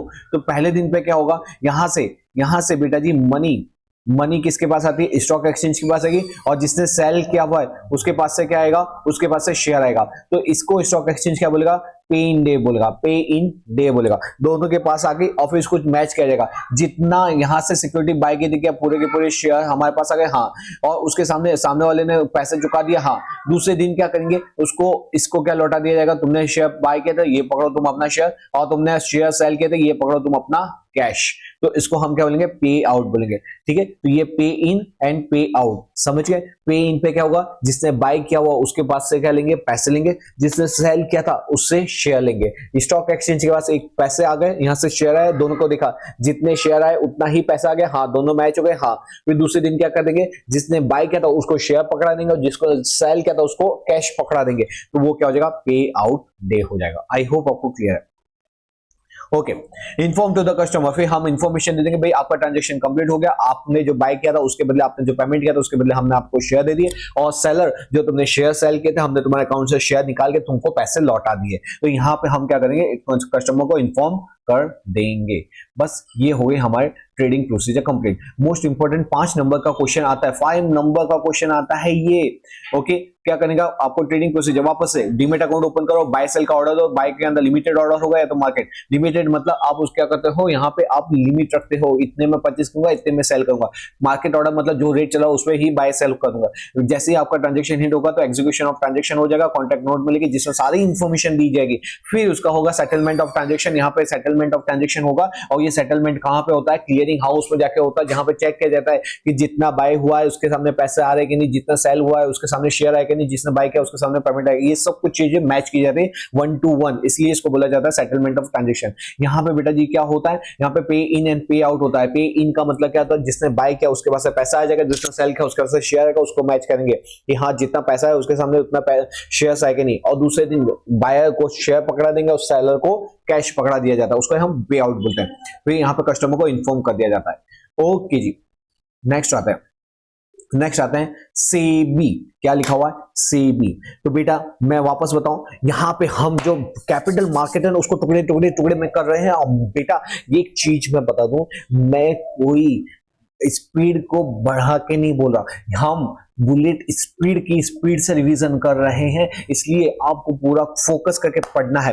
बेटा कैपिटल मार्केट के अंदर पहला पार्ट में हमने क्या पढ़ा? प्राइमरी एंड सेकेंडरी मार्केट के बारे में। दूसरे पार्ट में हमने पढ़ा डिपॉजिटरी के बारे में, डिपॉजिटरी कौन होता है, डिपॉजिटरी पार्टिसिपेंट क्या होता है, डिपॉजिटरी का काम क्या होता है। तीसरे पार्ट के अंदर हमने पढ़ा क्या? Trading procedure. और अब चौथा पार्ट आ रहा है क्या? सेबी। अब हम पढ़ेंगे ये सेबी क्या होता है और सेबी कैसे फंक्शन करता है। तो चलो शुरू करते हैं सेबी के बारे में। बेटा ये सेबी क्या है? सबसे पहला पूरे स्टॉक एक्सचेंज का जो माई बाप मैंने आपको बताया, जैसे आरबीआई होती है जिसके अंडर में बैंक काम करती है, वैसे ही यहाँ पे क्या होता है? सेबी होता है जिसके अंडर में पूरा स्टॉक एक्सचेंज काम करता है। ये कब आई थी? 1992 के अंदर आई थी। इंपॉर्टेंट क्वेश्चन है एमसीक्यू के पॉइंट से। कब आई थी? 1992 के अंदर। इसकी हेड ऑफिस कहाँ पे? बॉम्बे के अंदर। इसकी रीजनल ऑफिस कोलकाता, दिल्ली, चेन्नई वहां पे भी है। ये क्या है? एक स्टैट्यूटरी बॉडी है। बेटा याद रखना, मनी मार्केट का कोई प्लेस नहीं होता, लेकिन सिक्योरिटी मार्केट का प्लेस है। ये कहां पे? इसके ऑफिस है बॉम्बे के अंदर। और ये क्या है? पूरे स्टॉक एक्सचेंज को रेगुलेट की जाती है, इसलिए ऑर्गेनाइज मनी मार्केट बोला जाता है। ठीक है, इसका ऑब्जेक्ट क्या होता है? इसका ऑब्जेक्ट होता है इन्वेस्टर को प्रोटेक्ट करना, एनकरेज करना, डेवलपमेंट ऑफ सिक्योरिटी मार्केट, और ज्यादा से ज्यादा डेवलप हो और ज्यादा से ज्यादा लोग शेयर मार्केट में पैसे लगाए ताकि कंपनी को पैसे मिले, ताकि कंपनी अच्छे से फंक्शन कर पाए, कंपनी अच्छे से लैंड, बिल्डिंग, प्लांट, मशीनरी खरीद पाए, प्रोडक्शन करे और देश के लोगों को चीजें अवेलेबल करवाए। ठीक है, और यहाँ पे इसका काम और क्या होता है? Regulate the security market. तो यहाँ पे इन्वेस्टर के साथ कोई चीटिंग ना हो, प्रोटेक्ट करना इन्वेस्टर का इन्वेस्ट, सिक्योरिटी मार्केट को रेगुलेट करना एंड डेवलपमेंट करना शेयर मार्केट, सिक्योरिटी मार्केट को। Function function of stock exchange क्या है, ये रेगुलेट करती है स्टॉक एक्सचेंज को, ठीक है, Bombay stock exchange, national stock exchange, सभी को रेगुलेट कौन करता है, सेबी। प्रोटेक्ट करती है इन्वेस्टर का इंटरेस्ट ऑफ द इन्वेस्टर को कौन प्रोटेक्ट करता है, सेबी। उसका रजिस्ट्रेशन रेगुलेशन ऑफ इंटरमीडिएट, जितने भी इंटरमीडिएट है ना, जैसे कि merchant banker, broker, sub broker, registrar, सभी का रजिस्ट्रेशन प्रोसेस क्या होगी, रेगुलेशन क्या होंगे, ये सब कौन डिसाइड करती है, सेबी करती है। कि रजिस्ट्रेशन के लिए कौन कौन से कंप्लायंस होंगे और कौन से रिक्वायरमेंट होगी जिसके अंतर्गत आप बीइंग अ इंटरमीडिएट रजिस्टर हो सकते हो, ये सब सेबी डिसाइड करते हैं। रजिस्ट्रेशन रेगुलेशन म्यूचुअल फंड, अगर आपको म्यूचुअल फंड के लिए भी लाना है, म्यूचुअल फंड खोलना है खुद का, उसके लिए भी रजिस्ट्रेशन एंड रेगुलेशन कौन डिसाइड करता है, सेबी करती है। यहाँ पे ये प्रिवेंट करती है फ्रॉडुलेंट ट्रेड प्रैक्टिस को, टू प्रिवेंट करती है फ्रॉडुलेंट ट्रेड प्रैक्टिस को। ये चाहे ना, अगर ब्रोकर ढंग से काम नहीं कर रहा है तो उसका रजिस्ट्रेशन किसके हाथ में, सेबी में, और उसका कैंसलेशन भी किसके हाथ में होता है, सेबी के हाथ में होता है। अगर ब्रोकर ढंग से काम नहीं कर रहा तो उसका रजिस्ट्रेशन कैंसिल कर सकती है। फिर to regulate the merger and take over of the company, अगर दो कंपनी मिलकर मर्ज होना चाहती है तो पहले अगर वो सेबी पे, अगर वो स्टॉक एक्सचेंज पे रजिस्टर है तो उसको पहले किसकी परमिशन चाहिए होगी, सेबी की। तो to regulate the merger and take over of the company, ये guideline with reference to the public issue, अगर आपको अपना primary market first time issue लाना है पब्लिक इशू, तो उसके लिए क्या क्या रिक्वायरमेंट होगी, उसकी गाइडलाइन और उसका रेफरेंस कौन डिसाइड करती है, सेबी। ये सेल्फ रेगुलेशन, ये बहुत सारे सेल्फ रेगुलेशन रखती है। सेल्फ रेगुलेशन जिसके अंदर क्या होता है, SEBI promotes self-regulation among the stock exchange intermediate, encourage them to form the professional association। मतलब वो बोलती है कि भाई तुम अपना अपना क्या करो, खुद को सेल्फ रेगुलेट करो कि तुम ढंग से काम कर रहे हो कि नहीं कर रहे। ये चाहे तो लोगों की इंस्पेक्शन ऑफ बुक्स कर सकती है, जितने भी इंटरमीडिएट्स होते हैं, पार्टिसिपेंट्स होते हैं, सबके बुक्स ऑफ अकाउंट के कुछ प्रॉब्लम्स तो नहीं चल रही, कुछ मिसलीडिंग इंफॉर्मेशन तो नहीं दे रहे। Monitor inspection of stock exchange, मतलब बुक्स को इंस्पेक्शन करना, उनको मॉनिटर करना, उनका इंस्पेक्शन, मतलब इसके पास सुप्रीम पावर है सेबी के पास, समझो। सभी स्टॉक एक्सचेंज को देखना, इंटरमीडिएट का रजिस्ट्रेशन करना, उसका कैंसिलेशन करना, वो सब किसके पास पावर होता है, इसके पास होते हैं। ये गाइडलाइन प्रोवाइड करती है किसको, ये गाइडलाइन प्रोवाइड करती है share broker, sub broker, merchant banker, debentures, trustee, सभी के लिए गाइडलाइन प्रोवाइड करती है। To obtain annual and periodical report, ये लोगों से एनुअल एंड पीरियडिकल रिपोर्ट्स लेती है एंड रिसर्च वर्क भी करवाती है, ठीक है। तो ये सब काम किसके हैं, ये काम है हमारे किसके बेटा जी, सेबी के। चलो फटाफट एक बार वापस पढ़ते हैं। रेगुलेट करना, स्टॉक एक्सचेंज को रेगुलेट करेगी, प्रोटेक्ट करेगी इन्वेस्टर का interest, registration and regulation of intermediate का रजिस्ट्रेशन, उनका रेगुलेशन वो यही बनाती, इनका रजिस्ट्रेशन भी ये बनाएगी, इनका कैंसिलेशन भी इसके के पास पावर होता है। म्यूचुअल फंड का भी रजिस्ट्रेशन रेगुलेशन इन्हीं के पास होगा। यहाँ पे कैंसिल कर सकती है ब्रोकर का रजिस्ट्रेशन, यहाँ पे merger and take over deal करनी है कंपनियों को, सेबी से परमिशन ले लो। अगर आपको पब्लिक इश्यू लाना है तो उसके लिए क्या क्या गाइडलाइंस होगी वो भी सेबी डिसाइड करती है। सेल्फ रेगुलेशन डिसाइड करती है। स्टॉक एक्सचेंज कैसे एफिशिएंटली काम करेगा वो भी ये ध्यान रखते हैं कि कैसे एक स्टॉक एक्सचेंज अच्छे से काम है। क्यों? क्योंकि ये क्या होता है, बैरोमीटर होता है। अगर बेटा एक स्टॉक एक्सचेंज अच्छे से चल रहा है, मतलब दो कंपनियों पे हमको भरोसा होता है, स्टॉक एक्सचेंज पे भरोसा होता है, तभी तो हम अपनी सेविंग को इन्वेस्ट करते हैं। बीइंग इंडिविजुअल हम अपने पैसे कम लगाएंगे जब शेयर मार्केट सिक्योर हो। ये लोगों के इंस्पेक्शन ऑफ बुक्स कर सकती है, जितने भी मेंबर्स या तो जितने भी कंपनीज है सभी का बुक्स ऑफ अकाउंट इसके पास पावर होता है इंस्पेक्शन करके। ये स्टॉक एक्सचेंज को मॉनिटर करेगी, इंस्पेक्शन करेगी, लोगों को गाइडलाइन देती है, annual report and periodical report मंगाती है। भाई आप अपनी सबके सब हर 3 महीने पे आप क्या काम कर रहे हो, कैसे काम कर रहे हो, सब कुछ डिटेल आपको हमको देनी होगी। तो ये लोगों से क्या मांगती है, एनुअल एंड पीरियडिकल रिपोर्ट्स भी मांगते हैं, ताकि इनको मालूम पड़े कि कोई कंपनियां प्रॉपर काम कर रही है कि नहीं कर रही। ये बहुत सारे रिसर्च वर्क करती है और इस हिसाब से देखती है कि भाई कोई फ्रॉडुलेंट एक्टिविटी है तो उसको कैसे प्रिवेंट की जाए, वो भी कौन देखता है, सेबी देखती है। तो बेटा जी सेबी देखती है। अब मैंने आपको शुरू के अंदर क्या बताया था, मैंने बोला था कि यहाँ पे कैपिटल मार्केट के कैरेक्टरिस्टिक्स क्या होते हैं वो मैं आपको बाद में बताऊंगा। तो अब मैं आपको ले जाता हूं कैपिटल मार्केट को। अब ये आपको इतना सिंपल लगेगा, यही शुरू में पढ़ते तो बहुत कॉम्प्लिकेटेड लगता। बेटा जी कैपिटल मार्केट के अंदर ये क्या होता है, एक ऑर्गेनाइज मार्केट होता है। हाँ जी, सेबी इसको ऑर्गेनाइज पूरा करती है। ये provide fund in the form of capital, लोगों को, कंपनियों को कैपिटल पैसा चाहिए होता है तो उसको फंड प्रोवाइड करती है टू द इंडस्ट्रियल एंटरप्राइज। और उनको फंड कैसे मिलेगा, हम अपनी सेविंग ऑफ कम्युनिटी, मतलब इंडिविजुअल अपनी सेविंग किसको देते हैं, इंडस्ट्रियल एंटरप्राइज को देते हैं, जिससे क्या होता है उनको कैपिटल के रूप में पैसा मिल जाता है। ठीक है। It is a source of long term capital. बेटा जी ये लॉन्ग टर्म के लिए पैसा मिलता है, ये लॉन्ग टर्म कैपिटल फंड मिलता है। यहाँ पे शेयर्स एंड डिबेंचर्स इश्यू किए जाते हैं। ये हेल्पफुल करता है इकोनॉमिक ग्रोथ के लिए। इकोनॉमिक ग्रोथ क्यों? क्योंकि एक इंडस्ट्री को जब पैसा मिलता है, एक कंपनी को जब पैसा मिलता है, उससे वो बड़ा प्लांट लगाती है, मशीनरी लगाती है, मैन्युफैक्चरिंग करती है, लोगों को चीजें अवेल करवाती है, तो इससे क्या होता है? इकोनॉमिक ग्रोथ होता है। तो इसके अगर कैरेक्टरिस्टिक्स देखें तो ये क्या है? लॉन्ग टर्म कैपिटल प्रोवाइड कर रहा है। Instruments of the capital market कौन कौन से हैं? जैसे सिक्योरिटीज, डिबेंचर, शेयर्स। इसको रेगुलेट कौन करता है? सेबी। यहाँ पे टाइटल ऑफ द ओनरशिप क्या होता है? शेयर, डिबेंचर इज ट्रांसफरेबल होता है, हम इजीली इसको ट्रांसफर कर सकते हैं। इसमें दो प्रकार के मार्केट होते हैं, primary market, secondary market. Okay जी, ओके। तो मैं अगर आपको बताऊं ना, बड़ा मोटा मोटा अगर मैं आपको बताऊं तो ये जो हमारा जो पार्ट है ना, कैपिटल मार्केट, क्या? Capital market. इसको आपको कैसे पढ़ना है? इसको आपको अलग अलग मार्केट में पढ़ना है। पहला क्या होता है? पहला होता है primary market and secondary market. फिर दूसरा पार्ट क्या पढ़ा था हमने? Depository, depository, function of depository. फिर इसके बाद क्या पढ़ा था हमने? उसके बाद पढ़ा था ट्रेडिंग प्रोसीजर, क्या? ट्रेडिंग प्रोसीजर क्या होती है। और फिर हमने चौथा क्या पढ़ा? सेबी के बारे में, क्या? सेबी के बारे में। इस तरह से ये जो है 4 भाग में बटा हुआ है। तो बेटा मैंने आपको मनी मार्केट और उसके इंस्ट्रूमेंट्स, उसके कैरेक्टरिस्टिक्स वो सारे बताए। फिर मैंने कैपिटल मार्केट जो हमने 4 भाग में पढ़े, कौन कौन सा? Primary, secondary market, trading procedure और सीडीएसएल, एनएसडीएल के बारे में। फिर उसके बाद ट्रेडिंग प्रोसीजर और लास्ट में हमने सेबी के बारे में डिटेल में पढ़ा। स्टॉक एक्सचेंज कैसे फंक्शन करता है वो भी हमने देखा। आई होप आपको अब इस चैप्टर के अंदर जो डिफिकल्टीज थी, जो कैसे होगा कैसे नहीं होगा, वो मैंने एकदम आसान कर दिया, वो भी सिर्फ और सिर्फ 1 घंटे और 10 मिनट में। तो मजा आया कि नहीं? मैंने बोला था बुलेट की तरह रिवीजन करूंगा, 3-3, 4-4 घंटे वाला नहीं, सट और मैंने सारे के सारे पॉइंट्स आपको कवर अप करके दिए। अच्छा लगा हो कमेंट प्लीज लिखना कि सब मजा आ रहा है, ऐसे वीडियो बनाते रहो और अपने सारे के सारे दोस्तों तक इसको शेयर करो कि भाई तू देख ले, अब शेयर मार्केट, कैपिटल मार्केट इतना, फाइनेंशियल मार्केट इतना कोई डिफिकल्ट भी नहीं है। इस वीडियो को सुन ले, उसके बाद ये तेरे को भी इजी लगेगा। तो अपने सारे फ्रेंड्स को भेजो और सभी के साथ इसको शेयर करो। चलो मिलते हैं कुछ ऐसे ही इंटरेस्टिंग वीडियो के साथ नेक्स्ट टाइम। टिल देन पढ़ते रहो, आगे बढ़ते रहो। चलो बेटा जी, बाय बाय।